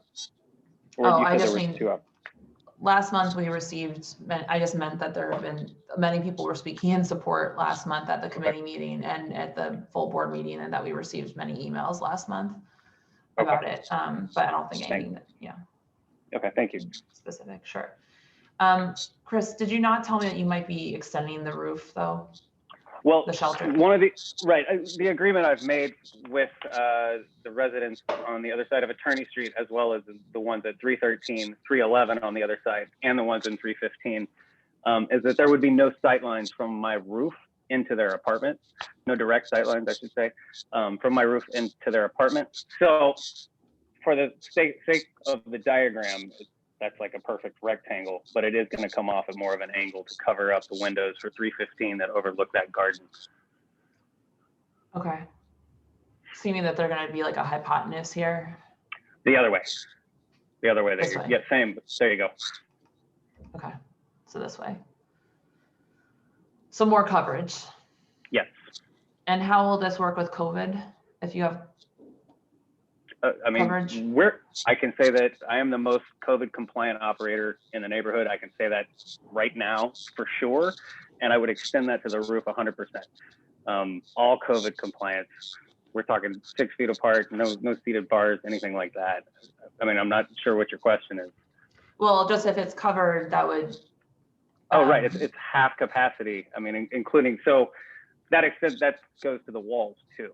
So if it's fully enclosed, it limits my seating inside of the shelter. Mm-hmm. Okay. Anyone from the committee have any questions? No, I would like to say I know this building for a long time. And I have been in the buildings across, and I've been in 315 and 313. I'm still concerned about the sound effect that the open rooftop will cause, and this is not the only building. I've been concerned about rooftops and backyards. That's a big concern with me. I would rather have seen a building approved drawing of what the place would look like, and a sound engineer of what the sound would be. I can speak to that. It's in Herman. It's in the No, presentation. I see in that. I see a statement, but I do not see the structure. Right there. It's not a structure. It says wood soundproof. Is that all around and over the roof? Herman, it's everywhere except for the facade facing Houston Street. Except So for see, Herman, the green line around the edges is the 8-foot wall. It's an 8-foot wall. Yeah, around the edges, everywhere except for on the short side on Houston. So I still don't think, if it's not an enclosure, I'm thinking about post-pandemic, when all this thing is going to bust loose, when 100% of their capacity or whatever will become in effect, not 6 months from now or 9 months from now, because I think the pandemic will be here for a while. And I don't think that's a soundproof for me to say I will approve or vote to approve it, just to make it short. Herman, you had asked me to close at 10 o'clock, to agree to shut the roof down at 10 o'clock even on weekends in our first meeting, and I agreed to that concession. Did that change your mind?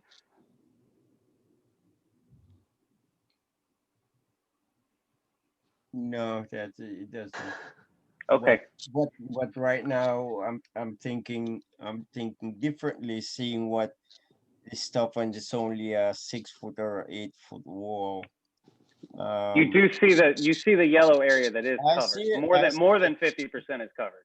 It says all weather shelter soundproof panels, right?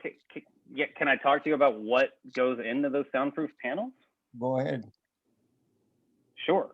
So the entire ceiling of that little canopy area right there, it's actually made up of layers, right? And each one of those layers, let me start over.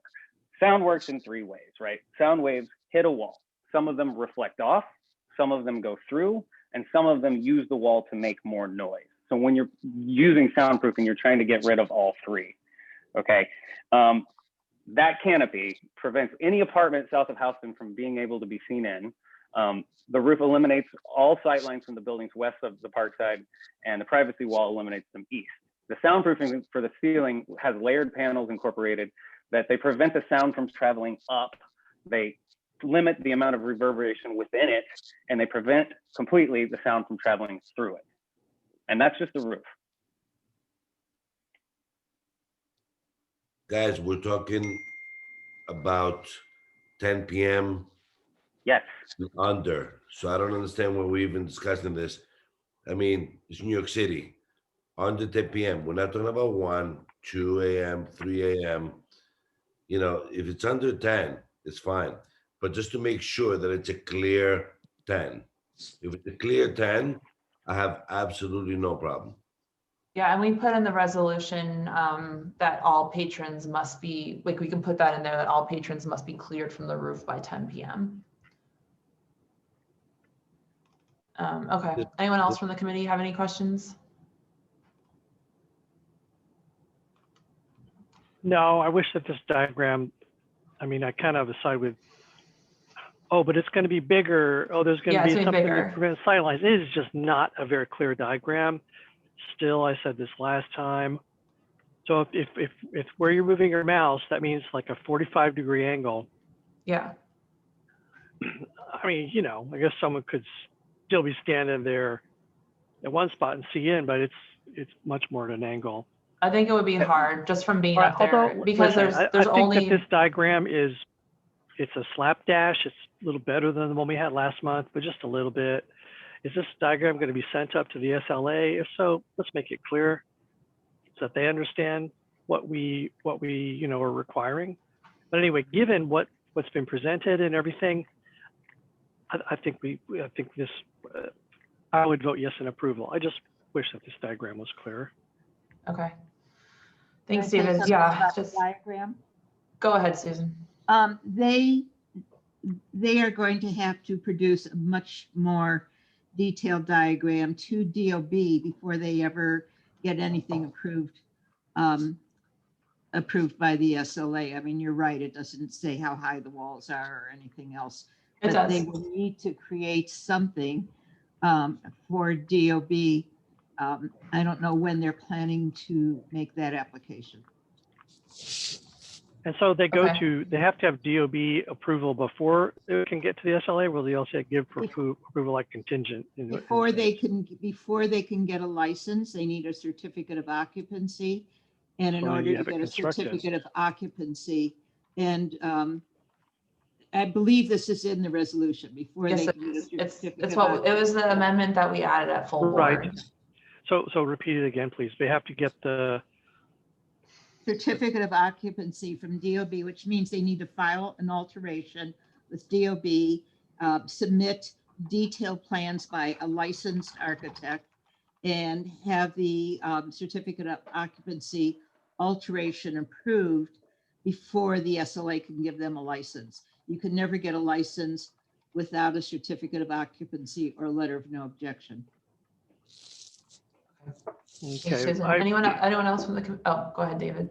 Well, I hope that this is binding on them, that this is there and it is in place. I mean, even with the 10 p.m. license, they're on the first floor, there are windows overlooking them. It'd be great if people had some, you know, guarantee of having privacy. You should put the 45-degree angles and all that. You should put it in the resolution. Should we add to the, well, we could add to the resolution something like that there will be no sight lines from the roof into the surrounding apartments? That would imply more than a 45-degree angle, which would be great. Sorry, say it again, David. I didn't catch you. That would imply that there was a fully rectilinear extension that went all the way to the rear of 315 and across, not at a 45-degree angle, that it was actually extended, or at least almost all the way. Okay, so what would you, all right, so I'm gonna, does anyone else from the committee have any questions before I start sharing the resolution? Just while we have the diagram up. Okay, I'm just gonna start sharing the resolution.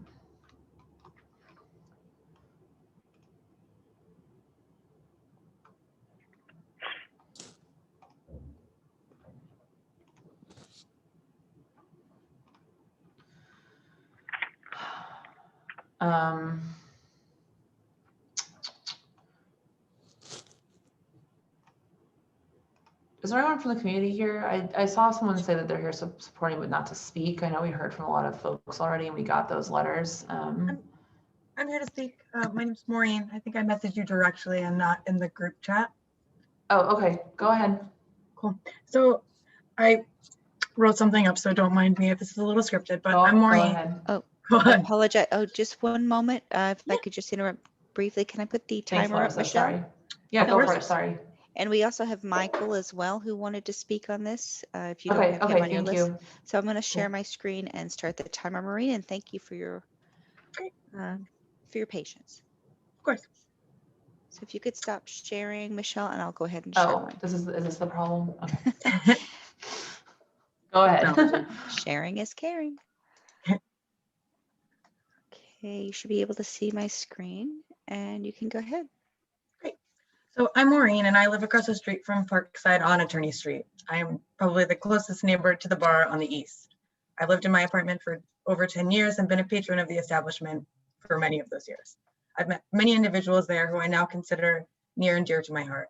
People who I've had come over for dinner, brought to visit my family, visited other locations across the country to re-meet with them. And it's a place where I've seen community grow and flourish. I'm going to skip ahead because some of this relates to Parkside being near to me, but as it relates to, I say all of this to say it is an important part of the Lower East Side for those of us who call it home. It is as important a part to downtown, I feel like, for those of us who don't necessarily call it home. Those of us who have lived here for some time have seen the neighborhood at highs and lows. It has changed in many ways, mostly to be safer, more inclusive, and a more sought after neighborhood. I've had things stolen from my hands walking into my building late at night, years ago, but nonetheless. But the omnipresence of a place like Parkside, with its bouncers, its cameras, its patrons, they all make the streets safer. This is in particular as important as we stand up again after this year of struggles, loss, and oftentimes solitude. The lights on and the people about make it a safer and more controlled setting. And I, as one of many, see this roof deck as an opportunity to bring people back out outside and back to the Parkside Lounge, so it can continue to play a role in New Yorkers' lives in the way that it has mine. I have seen individuals on the roof myself across the years, moving chairs, leaving beer cans, tagging walls. Chris and his team have been upfront, proactive, and open in gaining the support of neighbors like myself and my downstairs neighbor in my building, who is himself a sometimes patron. We're likely two of the most affected people by this change, and we're in full support. My desk is next to the window and overlooking the roof, and I feel safe and taken care of by Chris and his Parkside team with noise level walls and maintaining it as a clean and safe space. Thank you, Maureen. So it's I can say that you are a community member whose windows are directly across from the Parkside Lounge? Directly. Okay. Okay, thanks. I believe there's one other person, Michael. Yep. Okay, go ahead. Hi, I also submitted a letter. My intent here is just to summarize those main points, and actually it touches upon items that Maureen also mentioned. So I'm the president of the condo board at 100 Norfolk Street. I met Chris at the Build a Block meeting over the summer with local police. I've been dealing with issues related to an increase in open air illegal drug sales and use on Norfolk Street and around Delancey. And I think that there are important community benefits that the Parkside provides that should be just emphasized, particularly during the times that we're in. Maureen mentioned one of them, security, but then it also provides support to local businesses. And it provides, I think, important continuity given its status as having only operated as a bar. This is still a COVID relief measure that is being considered, and it's being considered by Chris in a way where he can justify the long-term investment. If the community board is not able to support this alteration, these benefits will be put at risk. The Parkside operates with security 7 days a week. They're courteous and professional. It also then brings in clientele. That's a deterrent if you just go and observe Attorney Street, where the Parkside is the only business that operates at night, to some of these forces that I've been fighting on Norfolk Street, which would be lost if it can't continue to operate. The Parkside directly supports the Trapizzino Sandwich Shop, which is on Houston, and the deli across the street from the Parkside on Houston as well. They share patrons. The Trapizzino serves the food that the Parkside provides. And then lastly, if you look to what happened at the Suffolk Arms, which is another bar on Houston that's now been closed for many years and whose facade is in disrepair, if the Parkside is not able to continue through the pandemic, the most likely outcome for that corner is blight and a closed storefront. So those benefits of security, business continuity, and continuity with the history of the surrounding neighborhood are all under consideration as well right now. Thank you. Thank you, Michael. Is there anyone else here to speak? Raise your hand, please. Okay. Okay, I'm going to move into the making of the resolution. I will share my. I just want to make a small statement, Michelle. Sure, go ahead, Herman. Sitting on these applications over the years, there's two things that always bother me about application. And one of them is that whatever bar or restaurant is being brought into this neighborhood is being done on an upscale, which tells me one thing is that there's no community benefit because none of the people who actually reside in the neighborhood for a long time can afford to patronize any of these spaces. And been here for nearly 50 years, there is never a restaurant or any other business that makes this neighborhood safer than anything else or any corner. And that's one of the things I don't, because you have two bouncers and the front does not make the neighborhood safe. And it has never been, and it probably will never be. So I don't want to be insulted to find out that after living in this neighborhood for all the way it was, when a lot of us helped to rebuild this neighborhood, is to tell me that a bar or a restaurant makes this neighborhood safe. I just want to say that, and I just hope I don't hear that too many times anymore. Actually, you're wrong, Herman. I'm not wrong. Let's not get in this Paul, conversation. it's okay. We can talk about it. Can I speak to that? No, Chris, I don't think that there's any need to. Okay. Thank you, Herman. Okay. Okay, Michael Greenfield, I see you put your hand up. Are you here to speak about Parkside? Yeah, I just wanted to add just literally 2 seconds. I don't even need the full 2 minutes. I just want to let you guys know I'm an attorney and a patron of the Parkside Lounge. I've been going there for 5+ years now. Consider it, a second home of sorts. But one of the reasons why I wanted to speak up is that I do a lot of premises law. I do a lot of trip and fall defense work. And one of the things that, I've talked to Chris about in the past is, I pointed out, what as a bar owner, someone could look into as a way to keep a place safe. And, in a conversation I had with Chris in passing, it resulted in immediate changes to the bar to make the place a much safer premises for the public as a large to come. He put up warning tape on what I considered a tripping hazard within 24 hours of my mentioning it. And I just, I think it's important to acknowledge the fact that Chris is very receptive and forward in terms of thinking about how to serve the community as a whole, and to be a good steward. And also, lastly, he's hosted a number of fundraisers for a cancer charity that I'm involved with, the Marty Lyons Foundation.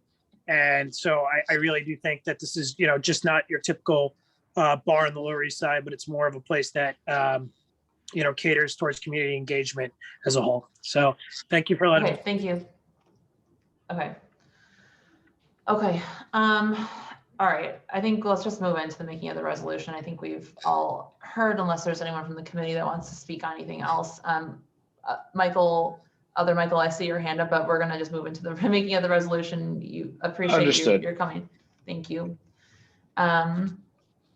Okay. So this resolution is basically the same as the one that we discussed at full board. I sent it out to the committee earlier.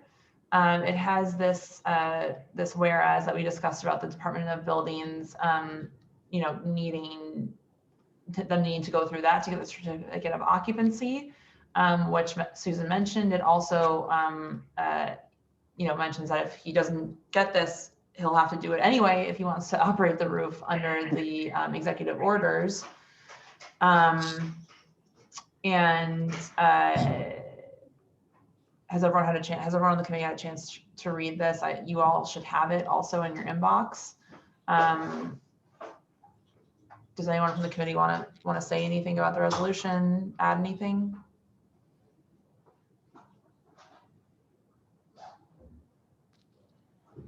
Oof, had a hard time getting back here. Should we add a whereas, maybe this goes into the stipulations, but whereas the applicant has agreed that the roof deck will be constructed with, with the enclosure on the roof deck would be constructed to prevent any sight lines into, I suppose that's all apartments, but certainly the apartments in 315. I think we should only say 315 because there are other apartments across the street, which you wouldn't be able to directly, but there's the possibility of looking up. But that's just like if you live on it. Right, but at least that's across the street. I mean, I look down in my neighbor's backyard and I'm like, that's how I was comparing this. Yeah. Thank you. 315 East Houston Street, right? Yeah. Maybe a word about to ensure the privacy of the immediate neighbors or residents. You just put up the sight lines. That's extra words. Yeah. Correct. So it's roof deck. Sorry, because I wrote up here stipulations that its roof deck will be constructed with an enclosure that will prevent any sight lines into 315 East Houston Street.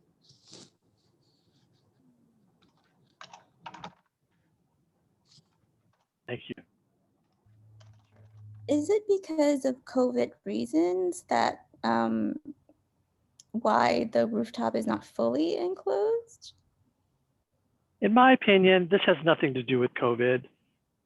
There is no way that this enclosure is going to be approved and constructed in any meaningful amount of time relative to COVID, even if COVID goes 6 to 9 months further. Well, but it's possible that we won't have like full capacity inside for a long time. So I don't want to make that. Okay, so no, I don't want to argue either way. I just find it particularly lame as a reason, and I don't want to set that back. But anyway, Ellen, that's not what you asked exactly. I just went. What Ellen asked is absolutely right. If they closed it, it would not be outdoor dining, and it wouldn't be permissible. Okay. Anyone else from the committee have any additions or edits to the resolution?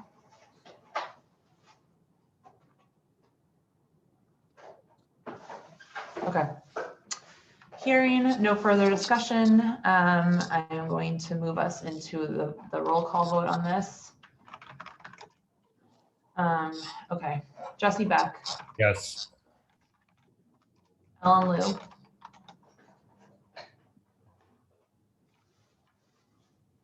Ellen, I can come back to you if you want me to. Oh, sorry, I didn't hear you. Ellen Liu. No. Thank you. Herman Hewitt. Yes. Thank you, Herman. David Crane. Yes. Paul Sierros. Yes. Michelle Cooper Smith. Yes. Alex Militano. Absent. Okay. Thank you, committee, for thoughtfully deliberating this. I appreciate your time on this. And thank you, Chris, for coming. The office will send you a signed resolution stipulations form, which, guys, I keep on forgetting to go through it. You got to remind me. But it's going to just have all of these things that you saw on the screen with the addition of a roof deck with seating. There will be 40 seats and 16 tables with full levels of recorded ambient music. Hours of operation will be Monday through Friday, 5 p.m. to 10 p.m. Saturday through Sunday, 12 p.m. to 10 p.m. You will not have patrons and light directly from Attorney Street. they must walk out through the Parkside Lounge and then onto the street. You'll have at least 2 employees during all hours of operation, and then the enclosure will be constructed to provide night sight lines into 315 East Houston Street. And the music will not be audible in the surrounding apartments. Okay. Thank you very much, Chris. Thanks for your time. Thanks for everyone from the community who has come in the past 2 months. Thank you, to guys. hear this. Thank you, board. I appreciate it. Thank you very much. Okay. Thanks, Chris. Have a good night. You too. Okay. Alrighty. Okay. Are the applicants for 241 East 10th Street here? Yes, I am. Okay. Hi, guys. Hi. Okay. 241 East 10th Street. This is formerly Snow Days for anyone who likes shaved ice on East 10th Street. Just off of First Avenue, it's between First and Second Avenue. The applicant is proposing to open an omakase sushi restaurant that will be open all days, 12 p.m. to 12 a.m. The application is for a full on-premises liquor license. There are 9 establishments with a full on-premises liquor license within 500 feet of this location. And David, you indicated in your application that you had experience operating a similar restaurant, but did you not say, can you just elaborate on that? Was it a licensed establishment? How long did you work there? Yes, I've been a consultant for Ume Sushi for the past 3 years. They are also an omakase restaurant located in Williamsburg. They have a beer and wine, but are also going for a full liquor now. Okay. As a consultant, what does that mean? Like, did you work in the building with them, or? So more or less, I would be there for 2-3 days a week as a operationally, and I was basically the person strategically behind the business. Okay. Okay, thanks for clarifying that. And this application, guys, so you know, it's for one U-shaped sushi bar that will have 12 seats. So it seems like a pretty small location with a pretty targeted operation. Anything that I missed, David? Anything I said wrong here? No. Okay. Oh, and obviously it was not previously licensed because it was the location was not previously licensed because it was a shaved ice restaurant, or yep. I don't know if you call it a restaurant, but fast shaved ice location. Okay, anyone from the committee have any questions for the applicant or any questions generally? I know you gave your snippet of a resume about consulting. This business that you're doing, could you give me a little broader insight into how the business will be run? Of course. So I plan on being there just about every day. On the days that I do plan on, taking off, I spend time with family. We will have the chefs and a manager on site at all times. I think if you were asking about the business itself, we're an omakase sushi restaurant. So we are here aiming to serve the highest quality sushi at a price point that we feel like is more affordable and appropriate for the neighborhood that we serve. Our chef Henry comes from Masa. Masa is a 3 Michelin starred restaurant at Columbus Circle. But obviously, they're charging $600 a cover. We're probably going $60 to $80 a person.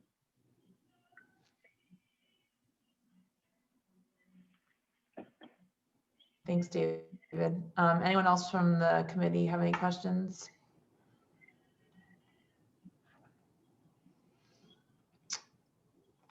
Okay. Could you post a link to the questionnaire? Oh, yes, sorry. about Thank that. you for reminding me. I've been forgetting to do that.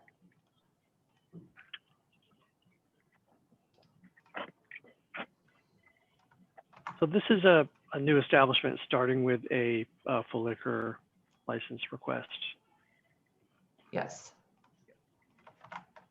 as opposed to a beer and wine.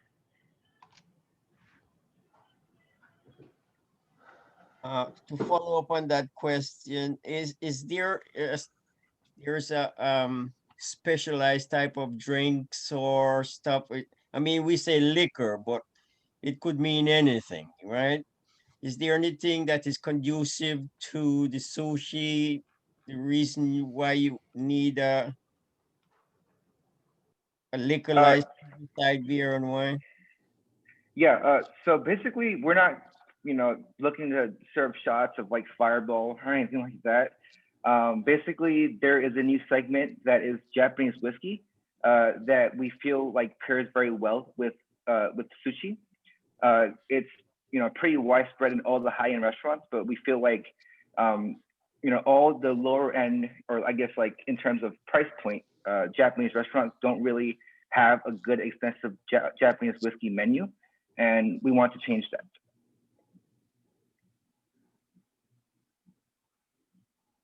Okay, so it's something that the liquor complements the food you're serving, right? Absolutely. That's what you're saying, right? Okay, We want it to feel as authentic to something that you would get in Hokkaido or Tokyo as possible. Okay, as long as it doesn't morph into a bar or something like that, and it's an authentic stuff, I mean, I could look and consider it based on what your statements was just made, Absolutely no, we're not going to be a bar. Yeah, we.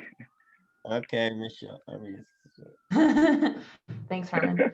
Anyone else from the committee have any questions before we go to the community?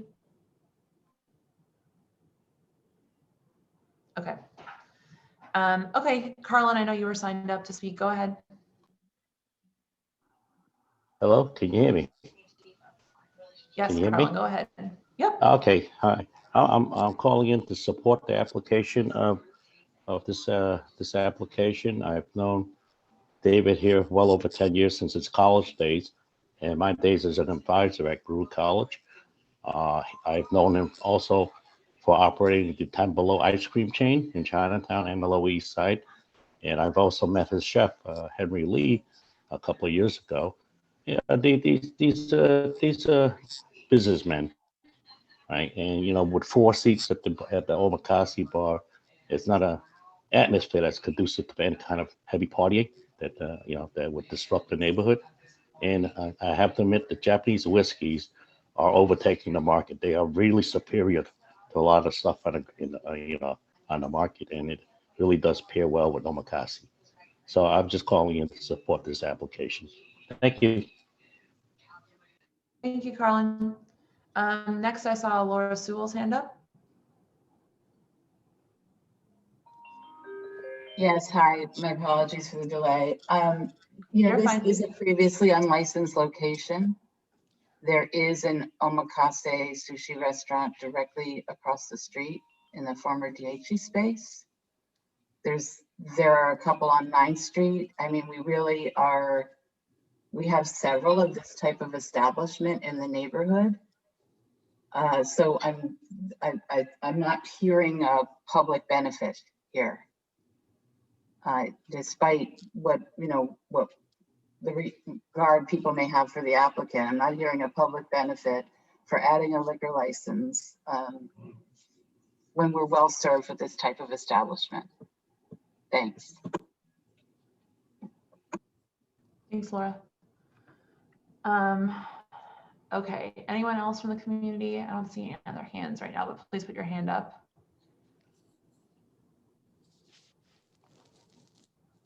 Okay. Okay, any other questions from the committee now that we've heard the community?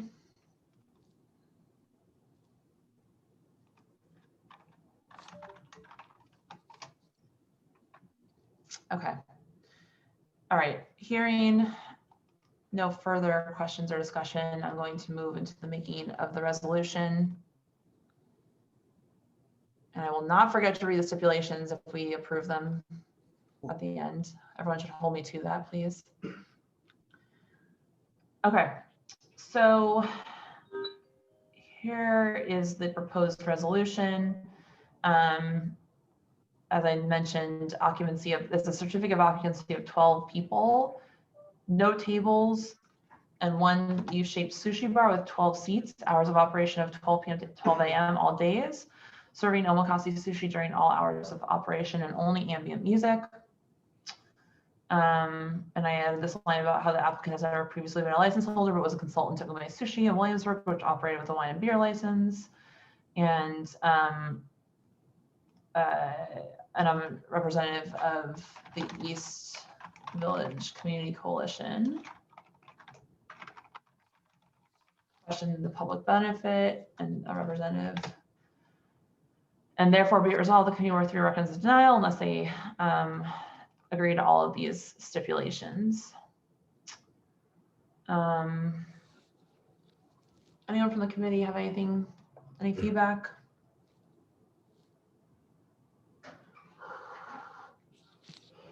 Yeah, I gotta say that unfortunately, at $60 a person, it is clear that it's not going to be operated as a bar. And I might go there twice a year for our birthdays. Thank you. Looking forward to it. Because that's the only time we'll spend that much money to go out. It's actually quite affordable for omakase because the few omakases I've opened up, they're all at the $200, $300 price point. Yeah, my husband says the same thing about chocolate from time to time. Well, for fine chocolate, this is affordable. It's all relative. It's all relative. Anyone from the committee have anything to change here?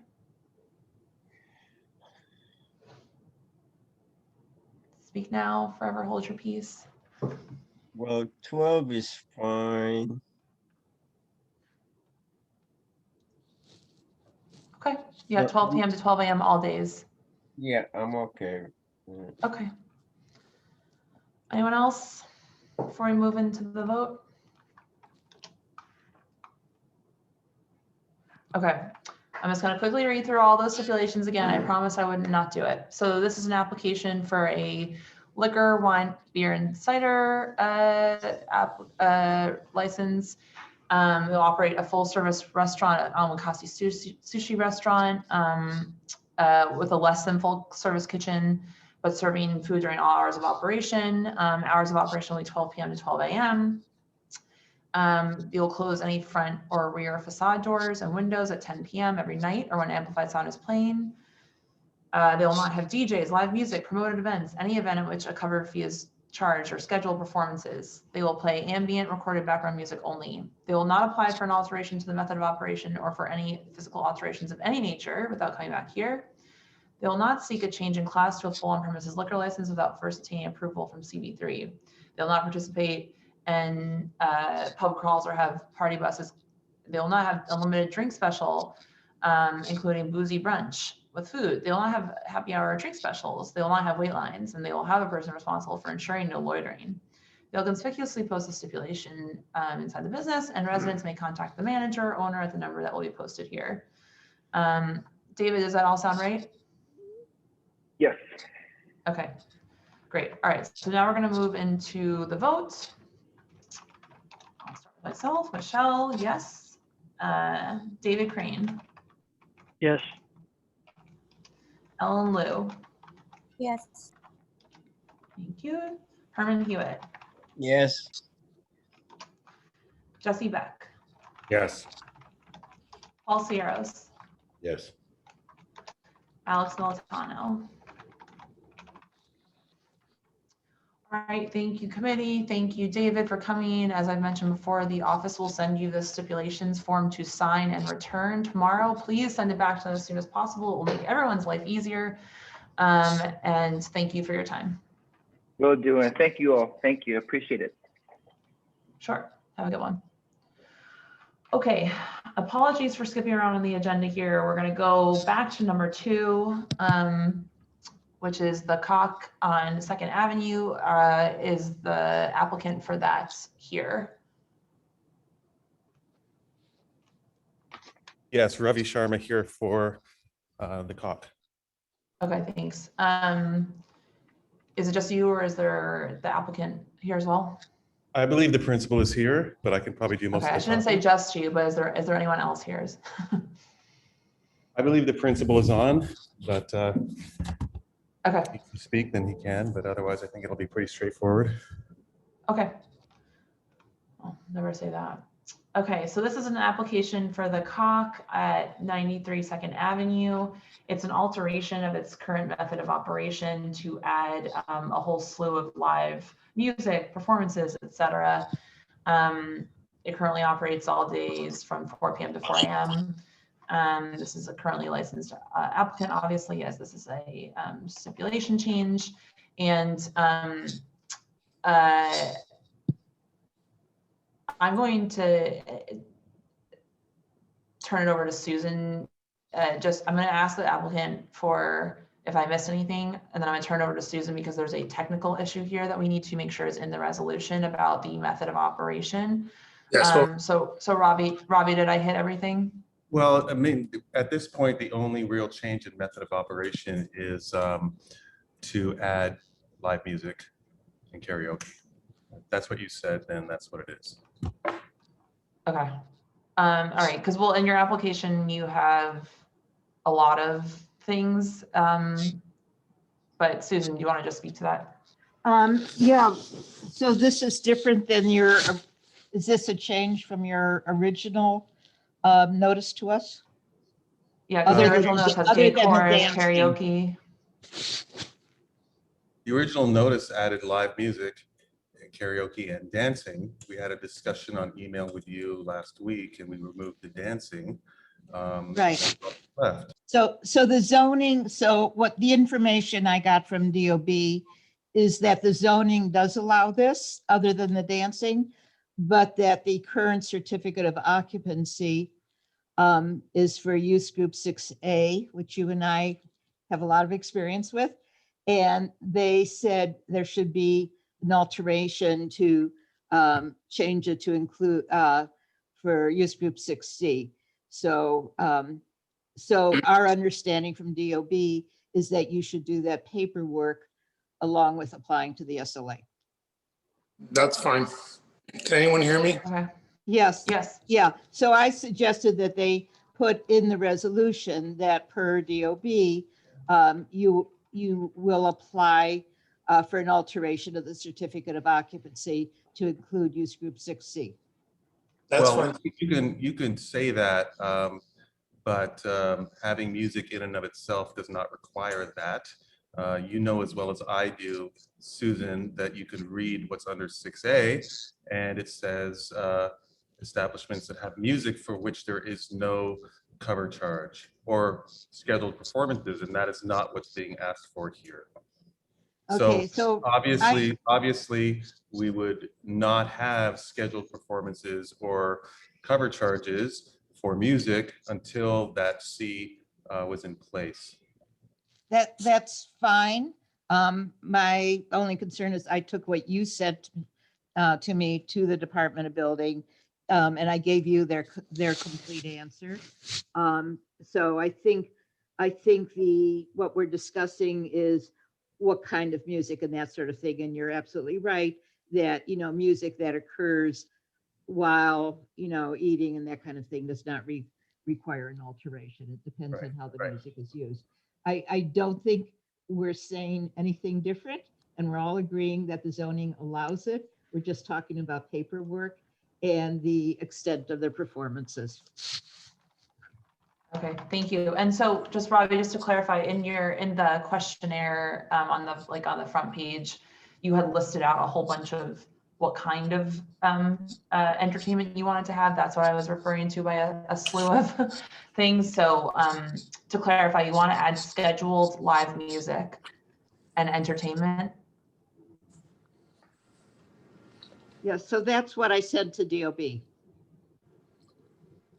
Okay. Can anyone hear me? You're muted, Ravi, you're muted. Hold on one second. Muted, not muted. Alan, you go ahead. Alan, you're both. Yeah, can you hear me? No, no. Yeah.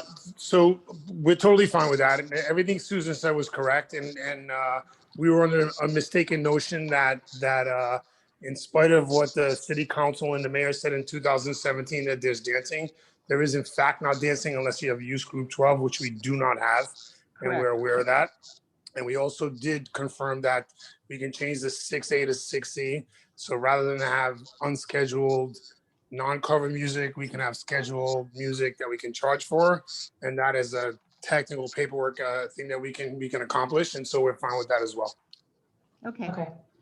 Thank you. And this is essentially, if I could just say, it's essentially what you've been doing already since you've been there, right?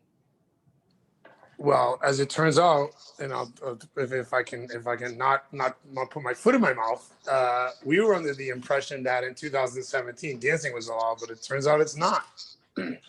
Not that we haven't really run a place that way anyway, but quite frankly, I mean, I'd love to send you this stuff that the mayor and the city council people said that dancing is allowed. Now, what they've in fact done, It's allowed where it's allowed where it's zoned, but the point I was really trying to get at was that there have been no complaints while you've been there.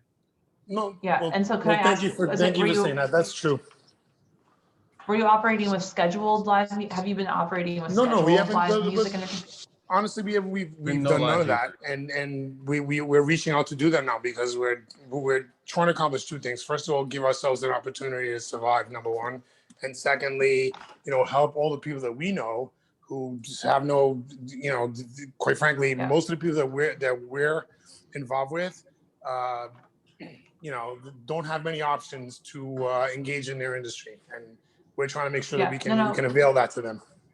Yeah, I appreciate that. I'm just trying to clarify, as Susan said, we want to include that if you have been operating in this manner, but without complaints, right? Oh yeah, no, absolutely, no complaints, no. 5 years. Okay. And by the way, on a technical point, we had no stip in the beginning. We weren't offered one. I would agree. I would agree that the statement that Susan said to be incorporated in, the COC has been operating in this manner without commercial 301 complaints, and we are now adding these uses to the allowed method of operation. That's what you mean? Yes. Okay. Yeah, I'd like to see that too. In fact, could we get the words up there? I'd like to make sure we get them correct, because when I hear sentences begun with... Well, we're not... Yeah, let me just ask if you have any questions do you have any questions for the applicant? Does anyone from the committee have questions?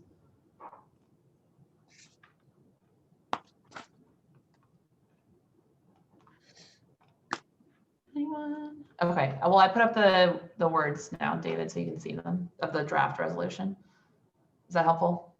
Yeah, I'd just like to make sure that we get the words in there absolutely correct, because when this topic first came up, well, my antenna went up when I heard the words, as well as I do, like, okay, we're not really dealing with someone who's gonna have we can't have a handshake here. We have to get the words. Thank you. Okay, thanks, David. All right, any other committee members have any questions? Just from it, I just wanted, because I know it was located, this establishment. Is this the second move, or there was another move after this? This is the third location after 22 years. Yeah, okay. Here since 2015.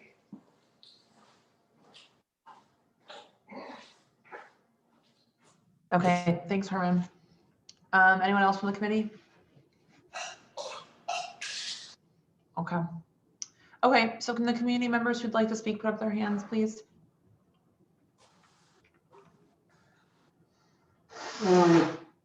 Okay. I saw, if anyone can hear that, I apologize. I don't live alone. I saw Stuart with his hand up first. Larissa, you want to, I'll stop sharing my screen, Larissa, if you want to just do the clock, please. Sure, thank you. Thank you so much.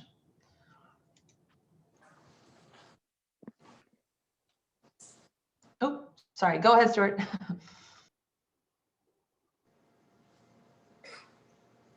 You're muted, Stuart. Hi, sorry about that. Stuart Zamsky from the East Fifth Street Block Association. We are not aware of any complaints against the COC, but we are aware of the fact that, and think that Alan Manarelli is also aware that he is obliged to adhere to the previous stipulations, that he purposely did not have a corporation change in order to avoid getting approved by this committee when he undertook this place to operate at, when he moved the COC. And I think, and with that, he assumed the previous. Excuse me, Alan, please do not interrupt him. Thank you. And with that, he assumed to the previous stipulations is what the Block Association is under the impression of. And then the only other thing is in discussions with Mr. Manarelli about where these performances are going to take place, we want to make sure that in the stipulations that they are in the basement, so that there is no disturbance to anybody in the buildings. That's all I have to say. Thank you, Stuart. I have a technical thing with that, which I sent, Stuart, I don't know if you got my email, but when I went through the paperwork, at the same time that there was a corporate change, there was also a request for alteration, which the community board denied.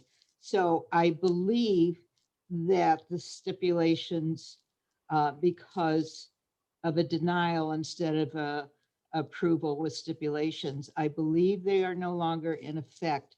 It is possible that the SLA on their own put them on, but we would have to foil the paperwork from them to find out. Thanks, Susan. Okay, I see Carol's hand is up. You're still muted, Carol. Hold on. Still muted.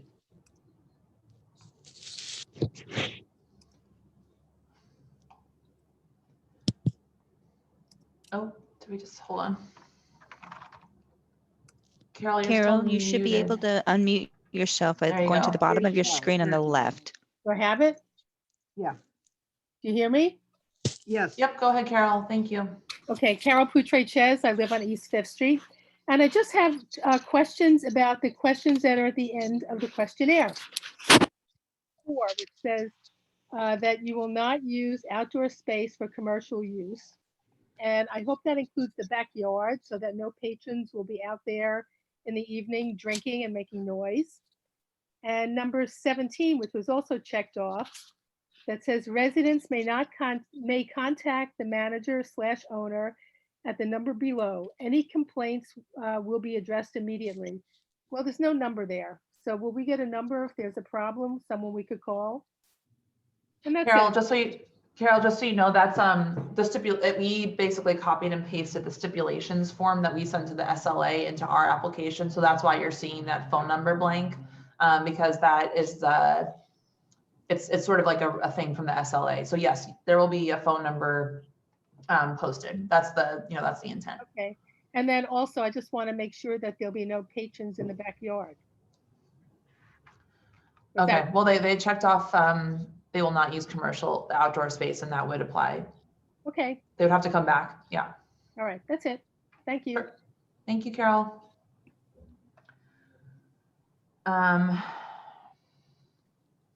Okay.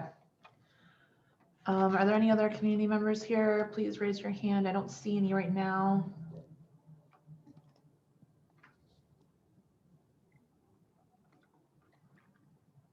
Okay.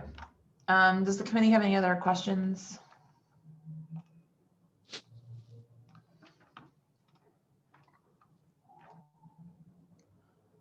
Okay. Hearing no further discussion, I'm going to move into the making of the resolution. Let me just share my screen.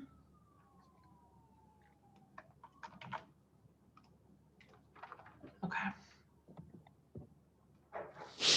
Sorry. Okay. Okay. Here's what we have thus far.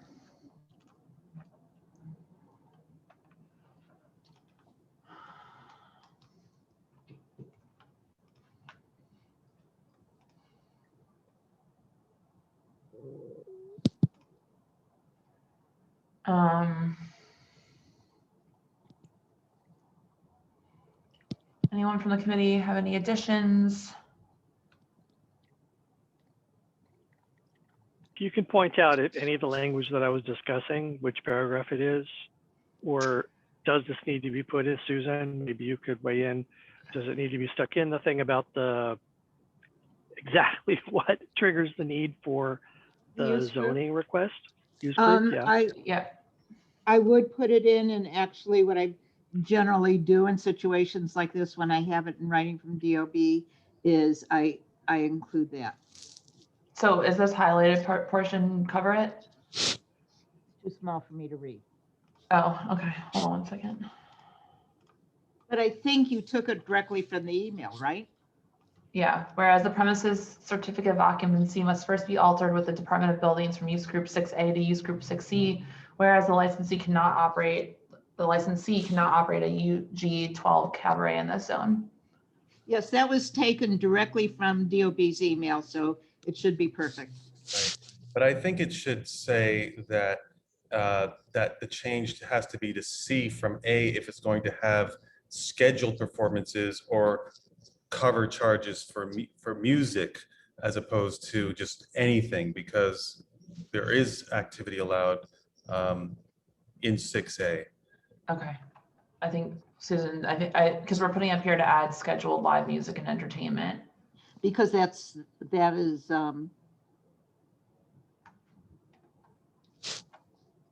was that in the original when we got the answer from DOB? Because this is what I did. I took what the applicant sent, I took that and sent it to DOB. I did not reword it, and then we captured the answer back. So. Right, but I think Robbie's point, and I don't know if I disagree, is that they only need to change this certificate of occupancy if they're going to have scheduled live music. They don't need to change it just for changing it. So should we add that to this whereas clause? Yes, if correct. Before if they decide to do that.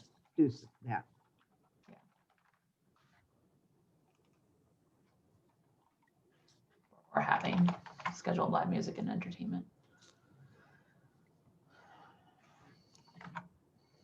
Okay. And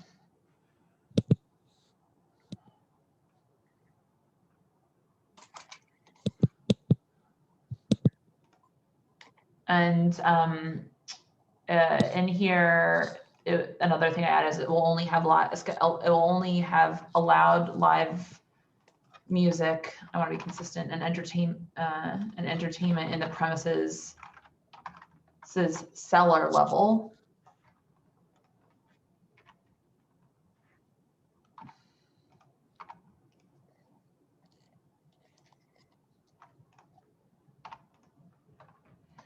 Do we want to include in here that similar to what we did in the other ones that ensure that sound from the premises is not audible in any of the surrounding apartments?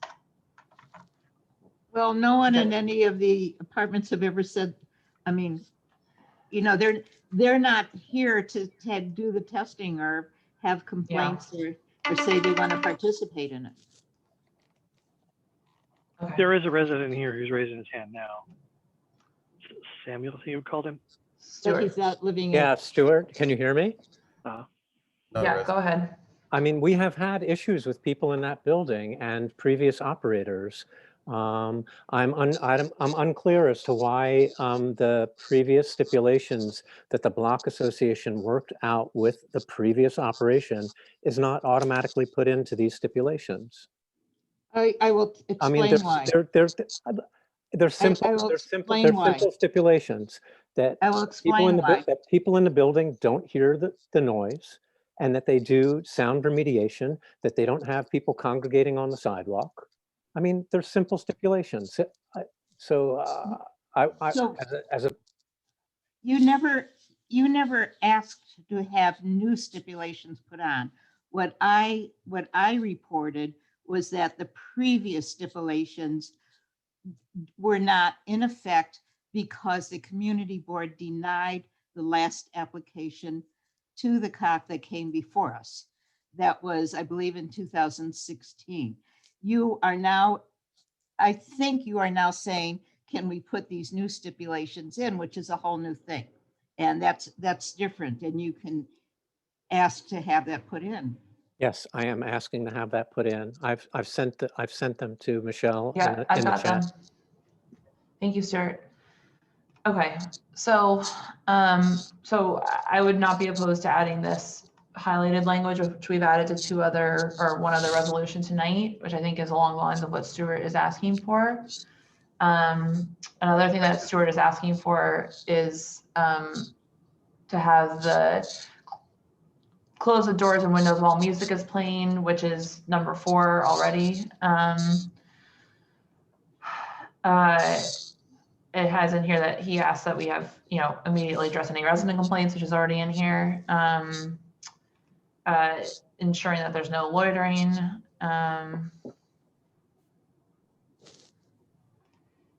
I guess we could add in here one other thing that Stuart pointed out, is just make sure that the, like no equipment, like so that there's no, maybe we add a word about like no loitering, noise, crowds, or equipment outside on the sidewalk from bands.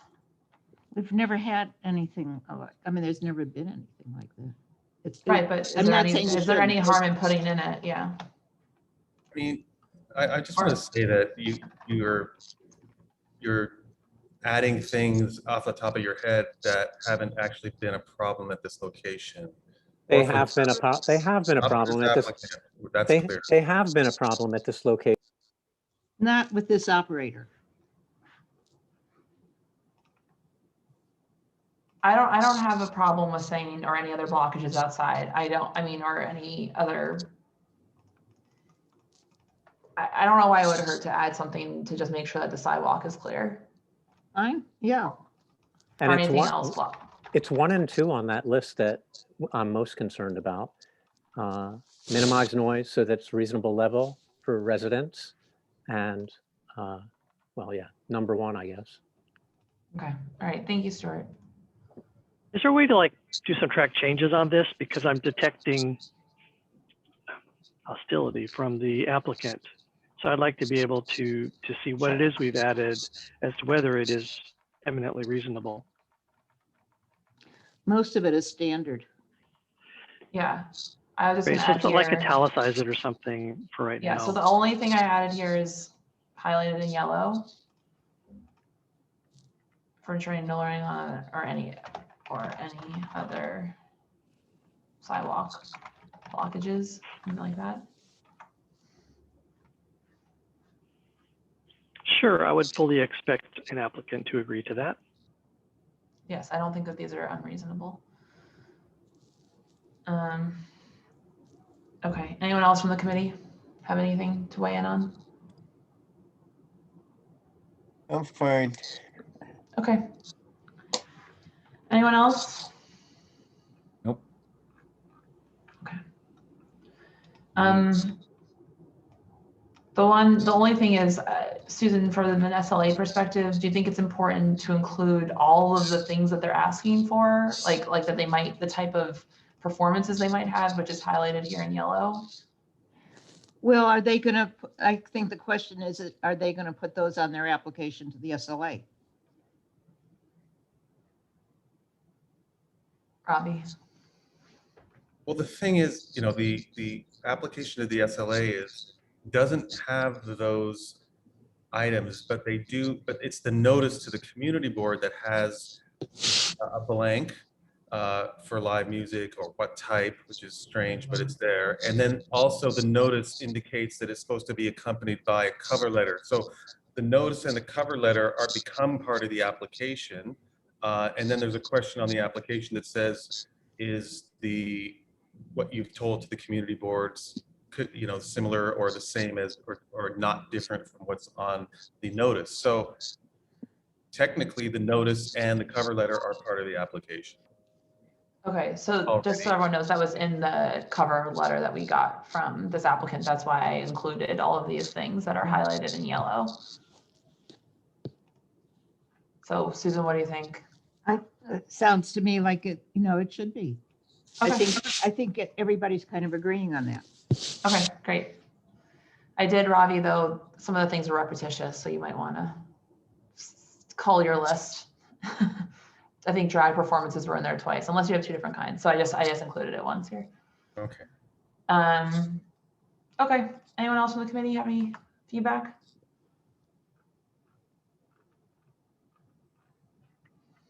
Okay. Hearing no further discussion, I will move this into a vote. Michelle Coopersmith, yes. David Crane. Yes. Herman Hewitt. Yes. Ellen Liu. No. Jesse Beck. Yes. Paul Sierras. Yes. Alex Militano. Thank you, community members and applicant, for showing up tonight. You will receive the stipulations form, which we went over in detail already, tomorrow morning from the office. Please sign and return it as soon as possible. Thanks very much. Appreciate it. Thanks, guys. Good night. Okay, we are on to our last application of the evening. Let me just pull up the link for you all. Michelle, unfortunately, we're getting loads of emails now, or several emails now, too much to cope From this with. applicant.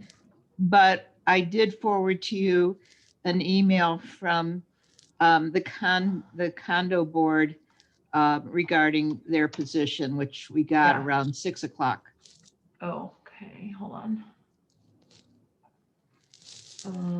Okay, all right, I'm gonna forward that to the committee right now. I think this came, oh wait. And we, okay, here it is. Yeah, it came at 7:20. Oh, yeah. it's really, I mean, we really cannot cope with getting submissions, you know, the night of a meeting. Yeah, I should have said that at the beginning of the meeting. I totally forgot. And this is for the sake of all of the committee members also. We cannot get stuff on Monday. We need to get it by noon on Friday because we need to have a chance to review this. We all have day jobs and the office has other stuff that they need to deal with as well. So please, please, please, I wish I said this. I totally forgot to say it earlier. We need to get this stuff ahead of time. We cannot get it at 5:45 on Monday before the meeting because it does not give us a chance to review it and adjudicate it properly. So, okay. All right, so I just forwarded the one from the condo board. Right. Board of Managers of Nolita Place Condominium, which I guess is the condo board. Okay, so I put the application in the chat for everyone. We already heard this application last month. We asked the applicant to go back and speak with the members of the condo, which is above it. So just to remind everyone, this is an application for a full on-premises liquor license. Asking for all days. Sorry, let me just make sure I have this right because it changed between. Okay, so asking for hours of operation of Sunday to Thursday, 11 a.m. to 3 a.m. and Friday to Saturday, 11 a.m. to 4 a.m. Inside, outside, 11 a.m. to 10 p.m. This is going to be an Italian osteria style restaurant. They already operate something similar in Williamsburg. We've received quite a bit of support and also opposition to this. We can go over that in more detail. And for those of you who are newer to the committee, this is previously Finale, which was a club, and then Vandal, which was a restaurant that closed within the past year or so, I believe.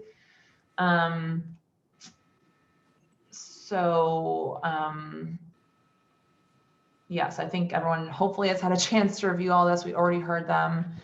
I just forwarded you the condo board information.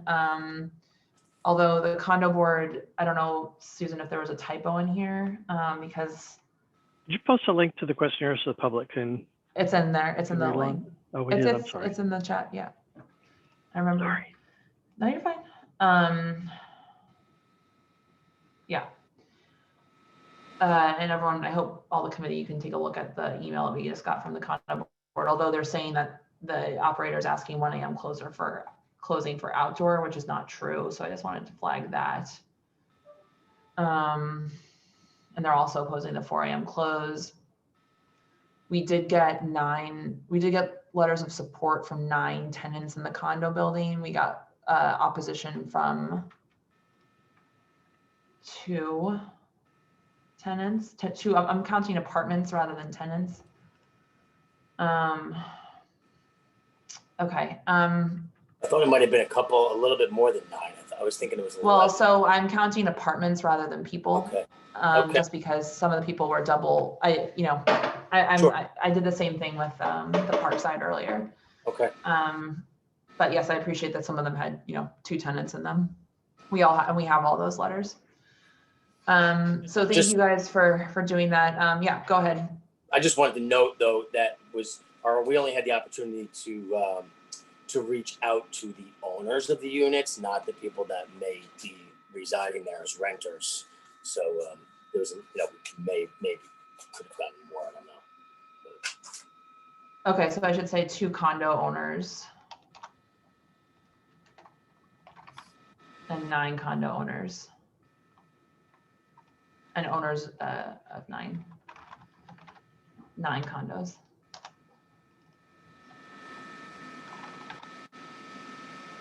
Okay, thank you for clarifying. One thing I wanted to ask you guys is our standard here is to ask for food to be served at all hours. Can you commit to that? This is Sergio. How are you? Hi. Yeah, I have no problem doing that. The only issue with that is if I have my kitchen staff there, let's say we're open till 3 a.m. But the kitchen staff doesn't really have to be there till 3 a.m. because you have to give your guests time to eat the food. So usually we have it an hour prior so that they can have their food and actually eat it. Because if my kitchen's there till 3 a.m. then they could order at 4 a.m. We can make it easy. We can commit to an hour prior to closing. Which is normally what we But do. our standard is operating all hours. If they have food on their tables, I would assume they're still eating it, Okay. But they're saying that they don't want to have their kitchen staff there. Yeah, No. so that's actually standard where your kitchen closes an hour before, but they're still eating. No, Right. yeah, That's our standard is the kitchen open all hours. And we will agree to that, to have Okay. the Okay. kitchen will close 1 hour prior to closing the restaurant. I think we're saying 2 different things. Oh. Yeah, because we say There a are full 2 kitchen. Okay. Well, it's So- not really possible to have your kitchen open. But they don't need the kitchen open, I don't think. They're just saying that It's there'll be food till Food we're closed. served all hours. food served all hours, not kitchen hours. I Sure. think Sure. whatever it's in the stipulations. That's fine. Yeah. Okay, that's fine. We agree to that. Okay, great. Yeah. Well, actually, Susan, no, it says with the kitchen open and serving food during all hours of operation. And so that's standard, that's what everybody signs.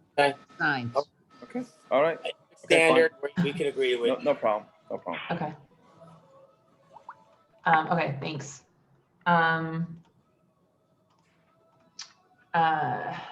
Okay, thank you for that. I'm just going to change that in the stipulations form and the resolution. Okay. Okay, also,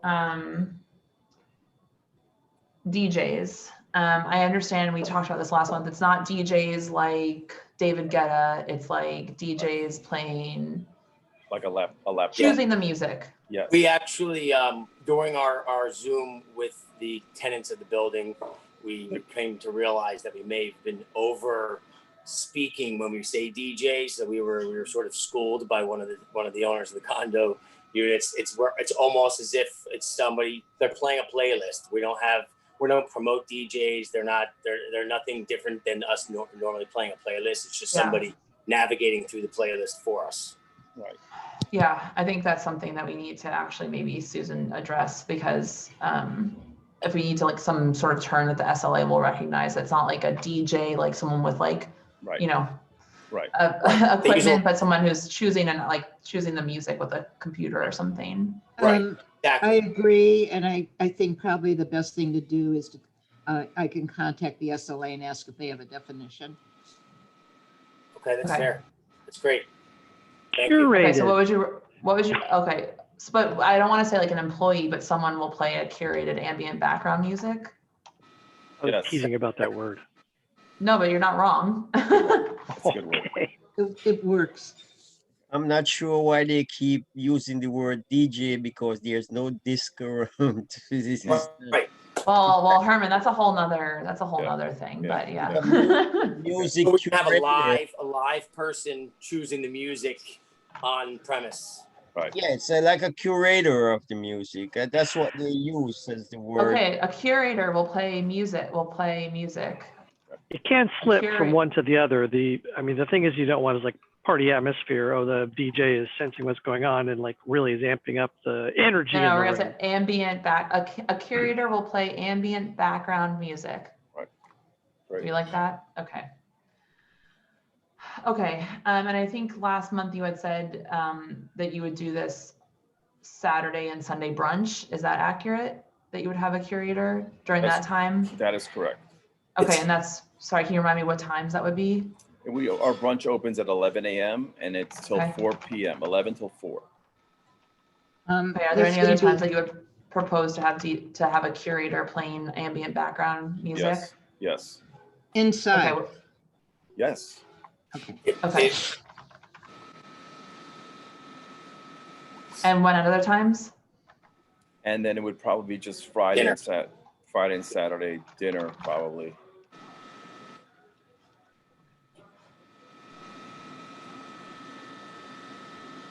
And Saturday night from what time to what time? Probably, I don't know, what time usually, AJ? 9 o'clock would be fair, but it could be 8 o'clock. Yeah, 8 p.m. Starting? Yeah, 8 till closing, right? Okay, which we'll have to deal with that next. Okay. And then you committed to do this without subwoofers, right? 100%, yes. Okay. And just to add something, we had a sound engineer go to the space and test what a normal sound system sounds like in the building with subwoofers and regular speakers. And then we actually got access to the apartments on the second floor. And we heard the music that was way louder than we would ever play. We had him just play during the day. It was maybe like 2 p.m. to play with the subwoofer. And we went to the hallway. We went to a couple of the apartments, and you could definitely hear and feel the vibrations in the apartment. We then had the subwoofers turned off completely, and we couldn't hear it. So it was a huge difference with and without subwoofers. So we had it louder than we ever would have it, and we did it with subwoofers, and then we just told the sound engineer to remove all the subwoofers, and it was night and day. You couldn't hear it at all. It was like I had to ask him, is it still on? Is the music still on? Because I couldn't hear it. Okay. So huge difference. We were trying to duplicate what the tenants were potentially dealing with when they had to deal with subwoofers versus what we were going to be doing. And we experienced it ourselves. And I can absolutely, I can understand why there was an issue, because there was a vibration inside the apartments when we were using the subwoofers. Yeah, right. Okay. We're all getting a lesson in sound technology tonight. Okay. Subwoofer is what makes the scary earthquake noises in your home theater thingy. Right. Yes. Okay. I used to have one until I broke it, so now no one can hear my music. All right.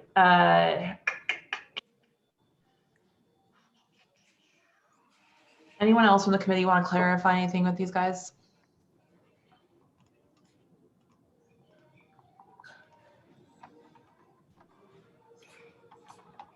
Can I say one more thing? Sure, go ahead. Just so after you told us to reach out to the condo owners, we reached out to the management company, and they sent an email to all the condo owners with the with a presentation and the letter that we had sent. Unfortunately, we were trying to get as many condo owners to join that Zoom meeting. Unfortunately, only, I believe, we sent it to 62 apartments. Unfortunately, only 15 or 16 of the unit owners were on the Zoom, which was not our, so, but I think there's a lot of units that have tenants that are not owners. They might be renting it. So I just wanted to point that out. We had hoped to have more response, but we were only able to have 15 people that own apartments in the building on the Zoom. Okay. And we couldn't do any outreach in person because it's not really appropriate right now. Okay. One other thing that was brought up is, sorry, go ahead, David. I was going to ask about the closing time for the outdoor spaces. Well, so we have 10 p.m. for outdoor, 11 a.m. to 10 p.m. for outdoors all days. Is that, David, do you have questions about that? Oh, no, I just was, I was hoping they weren't the same as the indoor. That's great. Is that the application? We have the doors and windows closing at 10 p.m. I thought. So that's our stipulations. So the outdoor oh, sorry, I might have confused that. Hold on. No, you have outdoor, the application, you have outdoor 11 a.m. to 10 p.m. 7 days a week. I do? Yeah. It's also standard to close it outside. That's what we have. It's hard to serve dinner outside if we're closing at 10 p.m. for dinner. Right. That's a tough one. Do we at least get 11 p.m. on the weekends? I mean, basically for us, we're a restaurant, so it's advertisement for us that we're actually a restaurant. That's how we make our money, selling food. Till, that means if someone comes at 9:30, I can't see them outside. And in normal times, 9:30 is an early time to go out to dinner. Our other restaurants are much later than that for dinner, but we know that this is an area that's an issue. So if we can have 11, I think we could probably agree to that. Okay. Everybody's at 10. What was that? I said everybody's at 10. I mean, there's not that The many standard places. is 10 p.m. outside. Okay. Well, right now everyone's 10. Right. Regardless. Yeah. Would we be able to have reserve the right if we were, great tenants and good neighbors to come back in 6 months and try to get that increased if that were, is that something that we could have in there? Not that we could promise. No, not a promise, just that we can actually reapply. You have the right to do that. Yeah. We've never approved it before, and whoever filled out your application clearly knows that. Anybody can always come back anytime. I mean, that's just. Right, okay. Okay. Okay. Okay, and just so everyone knows, also the previous stipulations, we have a copy of them. The ground floor was closed 1 a.m. Sunday through Wednesday and 2 a.m. Thursday through Saturday. The basement was 3 a.m. all days. These applicants are asking for 3 a.m. during the week and 4 a.m. on the weekends for both levels, the first floor and the basement, excuse me. Anyone else from the committee? Okay. Susan, do you have anything else technical you want to weigh in before I go to the committee, the community, excuse me? I don't think there's any other technical issues. Okay, all right. Oh, one other thing that might come up is that we might ask you to be closing your front or rear facade entrance doors at all times rather than just after 10 p.m. because I think that's been a big problem for the residents. So just to flag that, we'll see what they say when we hear from them. Okay, so can everyone from the community who'd like to speak on this item raise your hand? I see one hand up, but I think that there might be some other folks here. I will start. Larissa, are you good to go? Thank you. I will start with Michelle Campo.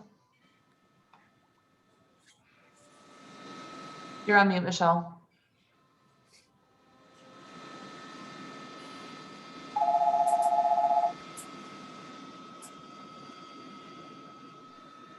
You're still muted. Michelle, if you can look at the bottom left-hand side of your screen, you should see a microphone button. You can just click that. There you go. There you go. Oh, Everyone is different, I think.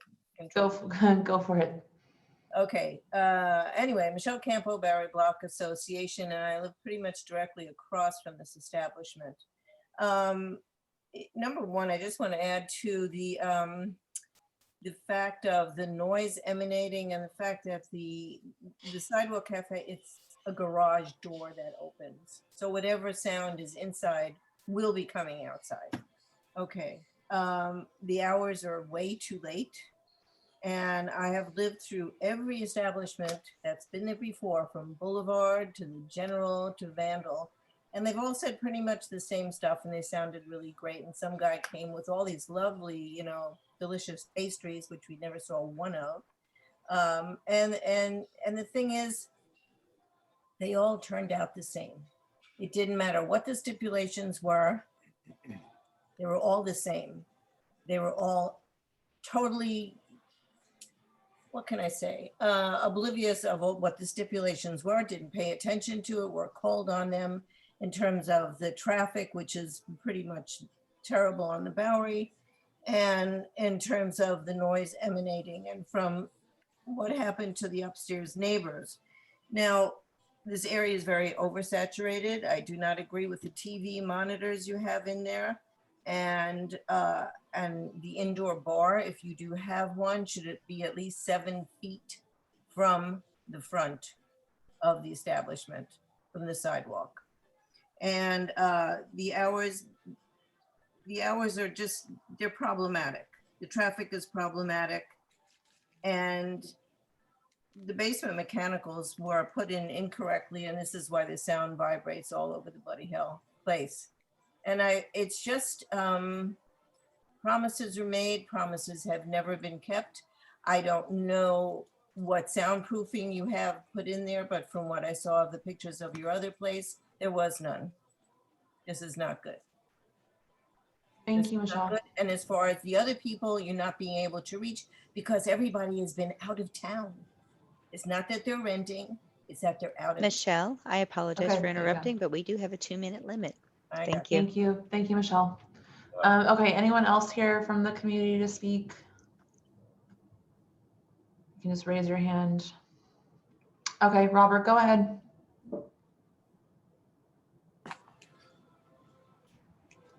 Robert, oh, go ahead. Hold on. You're muted. Robert, if you're having trouble with your mute button, go to the bottom left-hand side of your screen. There he you is. go. I think I'm there. Okay, can you hear There me? you go. Yep, Yes, sir. go ahead. Okay, good. Let me just go through a little bit of history. You made, Michelle made reference to an agreement that was given from the CB3 in July 2015, which restricted hours, required soundproofing, and required crowd control and traffic control. The opening hours were completely disregarded. There was no soundproofing put in, and there was no crowd control, and the traffic was miserable. The board stood by us as we tried to sue the tenants, only to have a countersuit put against them by the sponsor who sued them for tortious interference. So that didn't work. We had a successful suit against the State Liquor Authority on the basis of sound violations, but that was difficult to enforce. So we were really very concerned, and we've heard all this before. I mean, Michelle made point of how EMM had promised a bakery. Tao was talking about a fusion restaurant with jazz. Both of them were running nothing but nightclubs. With that in mind, we have now struck an agreement with AJ at Ainsley, and probably Ainsley itself, and the sponsor, which restricts a number of important things. It restricts the sound it's going to be restricting on subwoofers, that no one will be able to have a dance floor, and that we will be installing soundproofing in areas where, as you rightly point out, none has been installed, despite promises from previous tenants.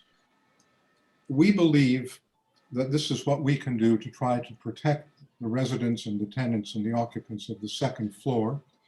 We do, however, believe that there are concerns with others, but with our concerns only in mind and perhaps acting selfishly, we support the application, but we would encourage the committee to hear other residents about their concerns as well. 2 minutes and 2 seconds. Okay, thank you, Robert, because I actually had you on my list of residents that were opposed. So I'm going to move you to residents that are supportive so long as we get the stipulations that you agree to, that you're cool with. Does that work? I'm happy to forward you the agreement if that would make any difference. I think I have it. Just an unsigned version of it. Is that right, Sergio? So you actually, what Robert's referring to is another agreement that we. AJ, it's the same agreement. It's just it doesn't have the final modifications that were made.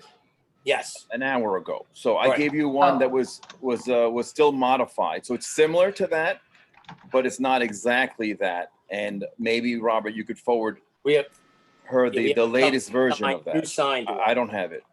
Yeah. I have it. I can forward it. I can have your email.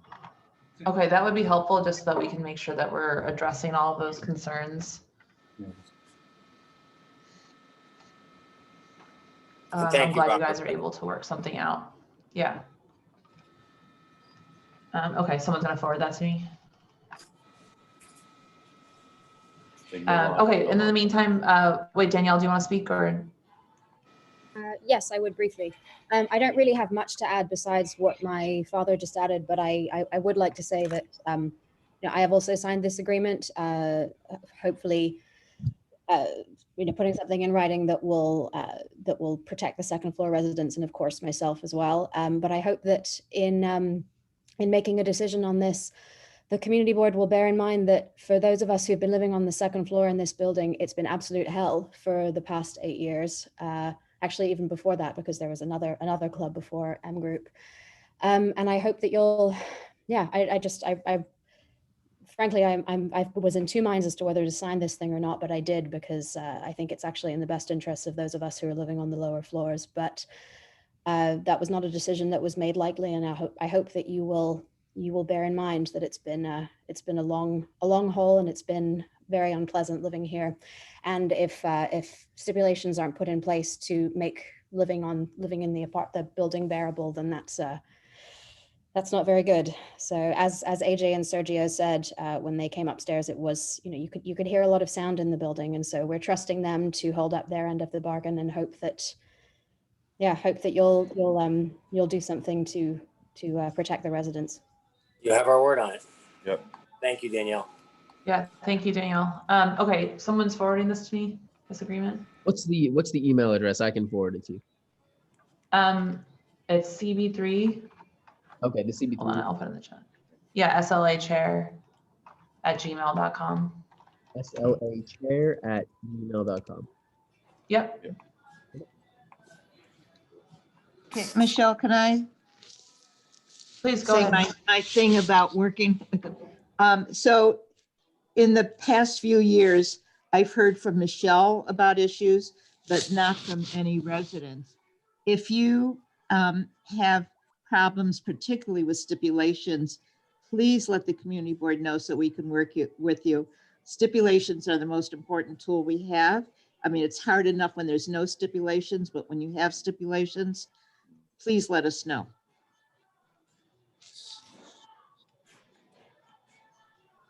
Okay, thanks, Susan. Okay.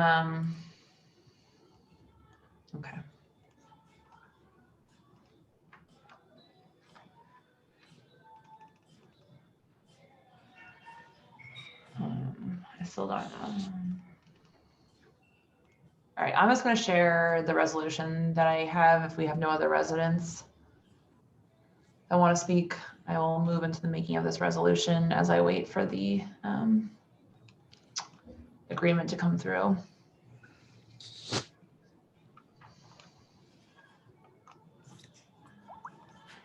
Okay, everyone can see this? Committee members? Yes. Okay. So, okay. So let's just start from the top. hours. What are people feeling?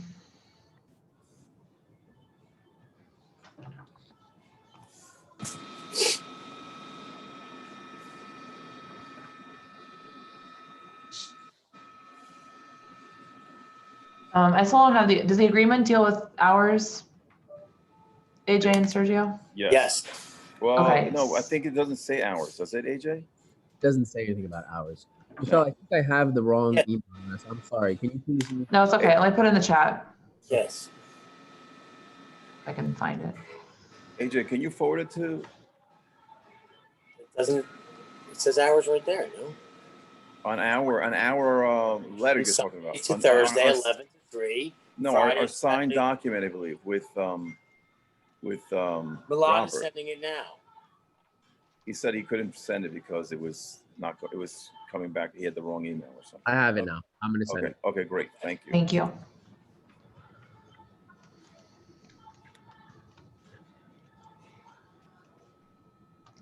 Okay, let's just wait a second then.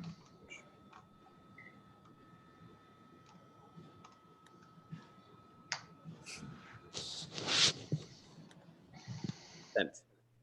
Okay, thank you.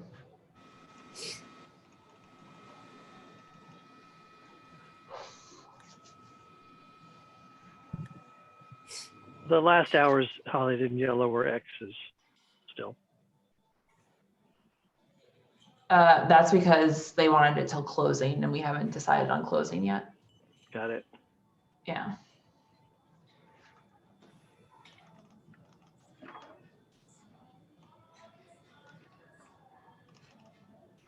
Okay, here it is. Thank you. Okay. Okay, so noise mitigation. I'm just gonna go on to the stipulations, guys, to go bounce around for this agreement, which I now have. So they want to prevent excessive noise and other loud disturbances. So we put in here, similar to what we put in the other resolutions, that ensure that sound from the premises is not audible in any of the surrounding apartments, which will be arranged with a sound engineer. Susan mentioned that she's done this before, similar to what the applicants did. Go into the apartment, play the music, make sure that everything is kosher. We also have in here consisting of recorded music without subwoofers.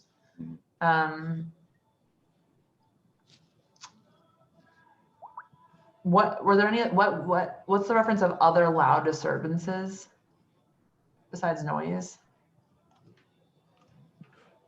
Or the catch off or anything other than music, yelling, screaming. Right. Oh, okay. So sound is fine. Right, that's fine. Okay. Okay, committee, I just forwarded this to you so you all have it.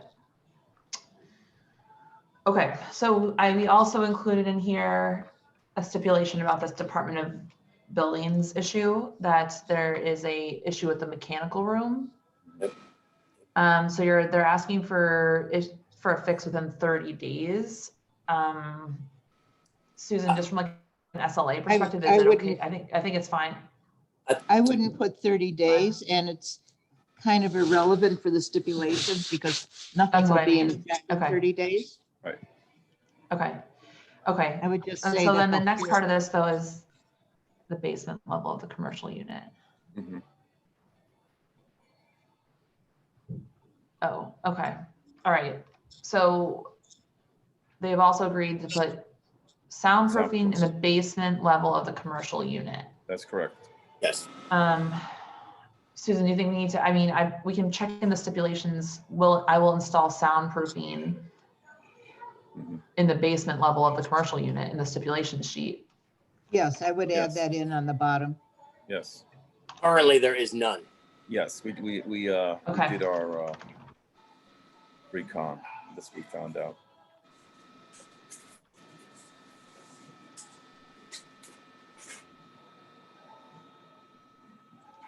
Could we add to that and forward the soundproofing plans to the community board office? Sure. Here? Sure. We could do that. Okay, and forward.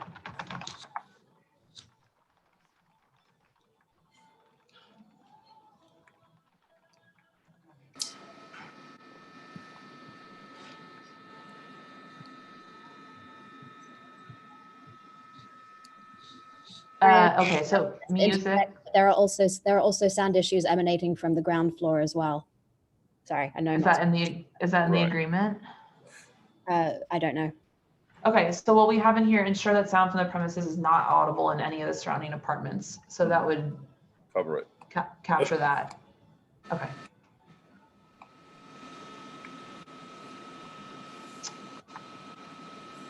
Okay. We did send over some language with with respect to the soundproofing that we're going to be doing earlier today. Yeah. Yes, from the retail experts. Right. Or no, that's the fixes to the. Yeah, that's the. We did a analysis of the space that we could, and we found that there's no soundproofing in the basement, but we couldn't tell for sure if there was any deficiencies of soundproofing in the main floor. But we did tell them if there is any, when we're doing construction, if we find any deficiencies, we will correct them and add additional soundproofing where needed. Yeah.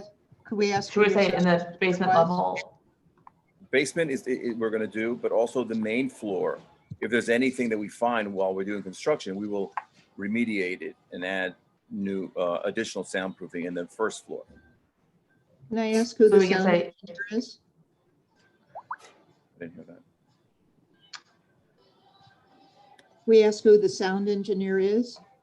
Oh, we are using, what is his name? I'm not sure, I don't remember the name, but Retail Expert is the one who's hiring the person. Retail Expert is our engineer, and who they're hiring the sound engineer. It would be interesting to know who, because I know which sound engineer was working in that space before. Right, there's a couple of really top-notch guys in the city. So, you know, once we start doing, you know, we haven't even signed a lease yet. So once we have our, you know, we start putting the project together, we'll get our engineer to design the system, and then we will follow his recommendations. And we have a fallback with if there are issues in our agreement.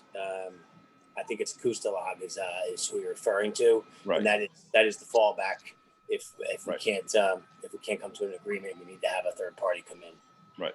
The last time the tenants had problems, the Kustalag came through and did the analysis. Yes. So I'm wondering why there's now these problems after there was a top sound engineer. It's sort of not making sense. I don't know whether their recommendations. You know, Akustalag did their recommendations, I believe, 2013. I think they did some remediation in the mechanical room, but they never did any additional work, in the basement, the tenant, and they did do the first floor soundproofing. So I believe in 2015 the work was done, but the report was done prior to that, 2013. Yeah, in fact, we were involved with the Kustalag on that. The recommendations that they made were not carried out. There was nothing done in the mechanical room, and they weren't allowed in to view what was being done or what was not being done on either the ground floor or in the basement. So none of the recommendations made by Akustalag were taken into account. They were just their reports were just used in our successful suits that were not able to be enforced. I think the issue was also that the Kustalag came in, they did an analysis, but then they didn't get to come back in to see what was done. That was the okay. So should we add here number 13? It will install soundproofing in the basement level and anywhere else that deficiencies are detected. Yes. Okay. And like I said, Akustalag is in our agreement that we signed earlier today as our default.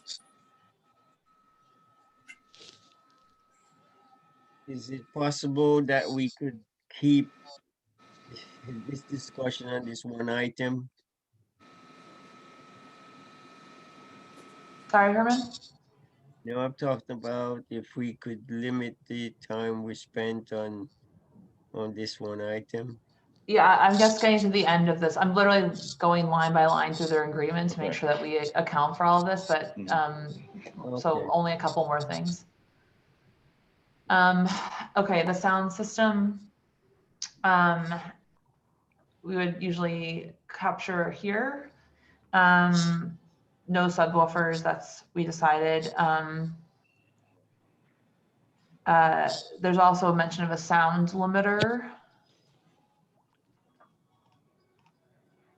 Always when we control the shall contain a sound limiter with sound limits that are long. Does that need to be, is that something that needs to be added to the stipulations with it, like, because it's, you have recorded music with a sound limiter and without subwoofers? Susan, is that something that we've done? The sound limiter, you know, should be set at the level decided on when the sound engineer is in the apartments to make sure it's not audible. Okay, so how would we capture that, you think? I mean, I think we covered it in that there's no. Ensure that sound from the premises is not audible. Yeah, Okay. as long as it's not Okay. audible, that we don't have an issue. Right. Yeah. Okay. Okay, and this agreement says that they're fine with the 10 p.m. closure of doors and windows. Is that right, Danielle and Robert? Yeah. Yes. Okay. Okay. So I'm just going to reflect that. Okay. Yes, there was also something else in it about the concern that we had about DJs and others bringing in their own sound equipment. Right. Right. Right. Okay. If you could reflect that, that was resolved by saying that they could bring in extra sound equipment. It was for speaking voice application, Right. amplification. Presentations. Right. Okay. Not for music. And so we've seen from previous existences in the downstairs that DJs come in with their own material and all bets are off. Didn't want that to happen. Okay. So, and we'll only, without subwoofers, we will not consistent of recording without some, I think maybe we should, sorry, I was trying to think of how we capture that. The one that Robert is referring to, Michelle, is section 1.3.1. Yeah, I see. I'm just trying to figure out how we should capture it here in our stipulations. To make the sentence. It's also very late and I've been working for a very long time. So I'm having trouble thinking at this point. Will not have live music promote events scheduled around which one really charge. What is it? Complete music assembled from these items. We just need to. All What is music it? shall be played for the commercial unit sound system only. And the only time that they could have amplifying is of speaking voices. Right. Right. So the only speaking voices will be amplified, no other music will be amplified? Yeah. From outside equipment. Outside of Oh, our from existing sound system. So I think I just had to add another The one. thinking behind that was if we had, you know, A rehearsal dinner private or event, a rehearsal dinner, and somebody was getting up giving a speech, and we don't have our sound system isn't capable of just getting a microphone and going through the sound system. They would have to bring a little speaker in to give a speech. Something like that is our thinking. We didn't want to be handcuffed to where we couldn't do something like that. Okay. House equipment will be used for all amplification except for speaking voices. Okay. Fine. That's fine. Okay, that makes sense. Thank you, Susan.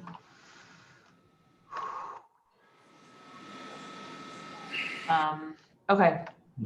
Can I ask you to add one stipulation that hasn't been discussed? Yes, what's up? That it could go at the end, that they will work with the 5th precinct for a traffic plan. Absolutely.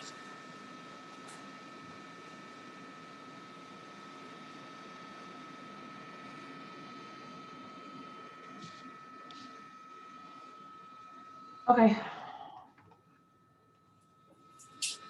Okay. We still have not talked about as hours in here. Did I miss that? No, we have not talked about ours. Right. I mean, it's in this agreement somewhere, I was told. It's not in the agreement. Basically, Okay. they said whatever we get approved. They referred to our agreement, they referred to the original agreement that we had with the tenants of the building that did sign, the ones that signed in support, signed the document with our hours on it. Yes. And it refers. What you've requested. Okay. We actually we originally, when we put our application in, was for 4 a.m. across the board, and during the back and forth with the building residents, that's when we changed the hours to 3 and 4, and that's what they signed in support of. That's not actually correct. I mean, the agreement, the document that we signed had no mention of hours on it except the windows and doors closing by 10. Were there a number of documents that went out? Right. Yeah, there were other agreements with other tenants. Yeah, Robert, that yours didn't, but I thought yours referred to the other agreement that did have the hours. I thought that, which was the other, which was the agreement that the residents in the building signed. Right. Letter? There's no such reference, but No. On the methods of operation or methods of operation. Are you talking about the letter? Yes. That letter of methods of operation. Okay, guys, I'm gonna go back to the committee now, because I think we've heard a lot. So committee members, do you have any feedback on the hours as is currently highlighted here in yellow? 3 a.m. close weekdays, 4 a.m. close weekends. Committee members, anybody? Fine with me.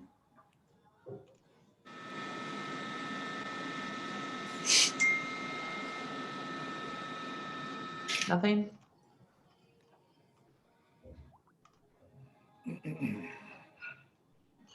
Okay. I'd be curious to hear if Ellen or Herman,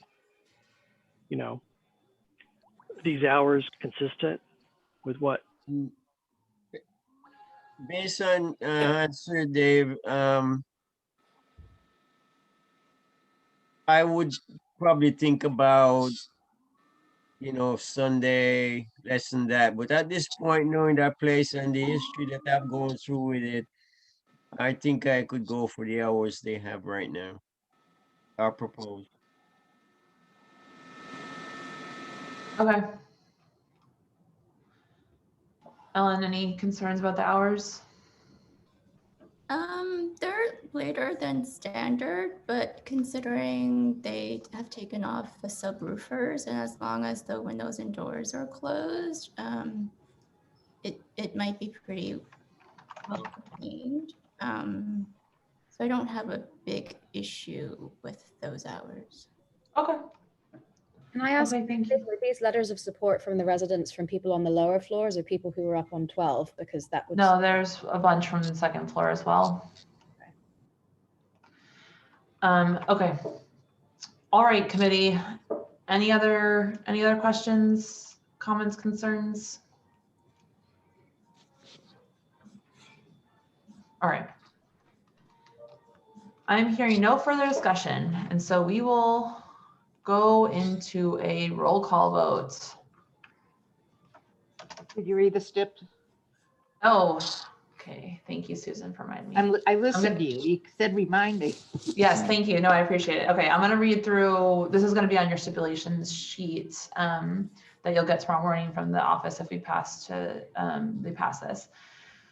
Okay, so you'll agree that your restaurant will operate as a full-service restaurant in the style of an Italian osteria, serving food all hours of operation. Its hours of operation will be Sunday to Thursday, 11 a.m. to 3 a.m., and Friday to Saturday, 11 a.m. to 4 a.m. indoors and 11 a.m. to 10 p.m. outdoors all days.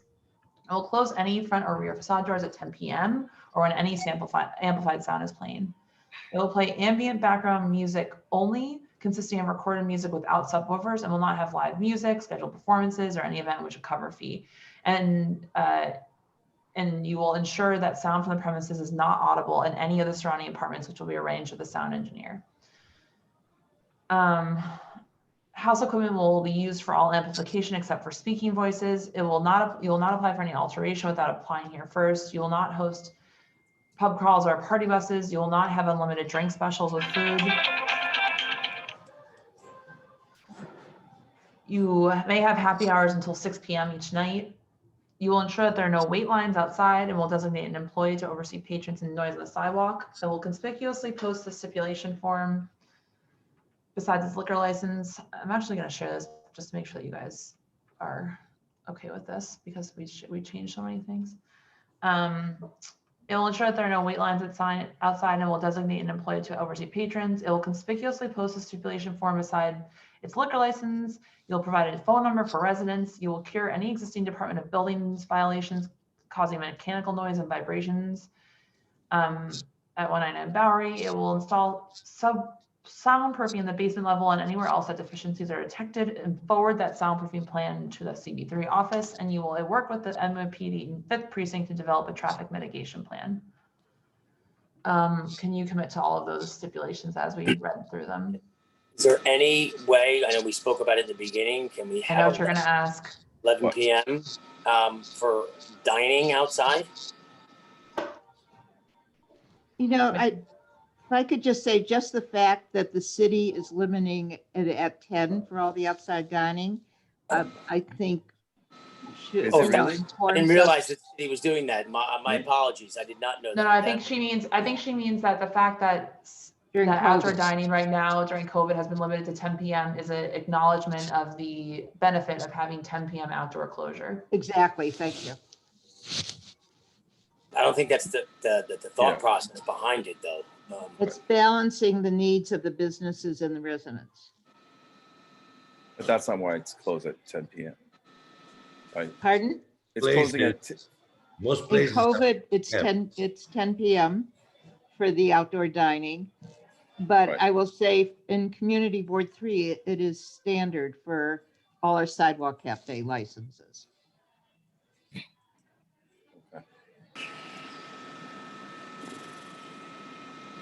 It's a tough one.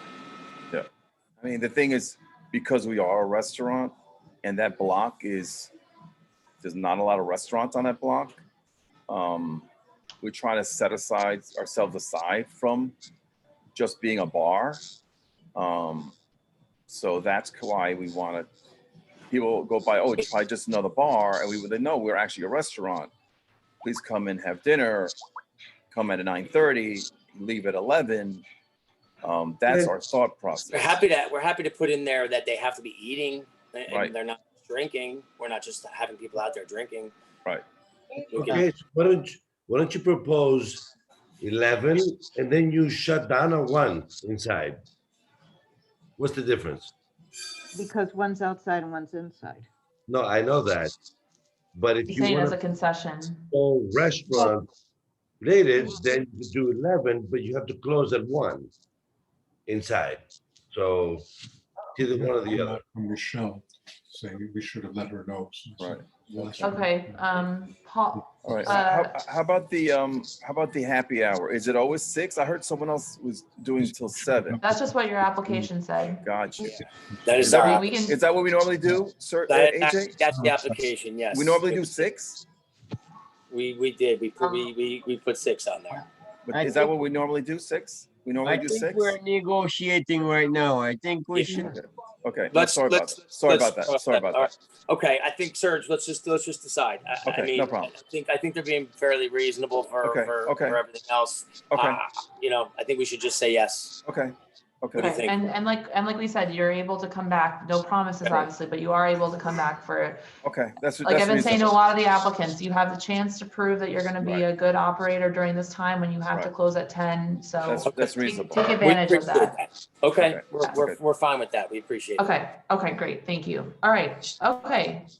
Hearing no more discussion, sorry, go One ahead. more thing, and that's for us on the committee, is never to insinuate if people are going to come back or not come back. It's almost seems like an advice of something that we will live up to, and I don't think it should. Okay, thanks. We get it. Okay, all right. Now we can move into a roll call vote. Can we, David, can we count this as our final vote so we don't have to do it twice in a row? You mean the final being yeah, definitely. Okay, all right. This is going to be both a roll call vote on a final roll call vote and the vote on this resolution.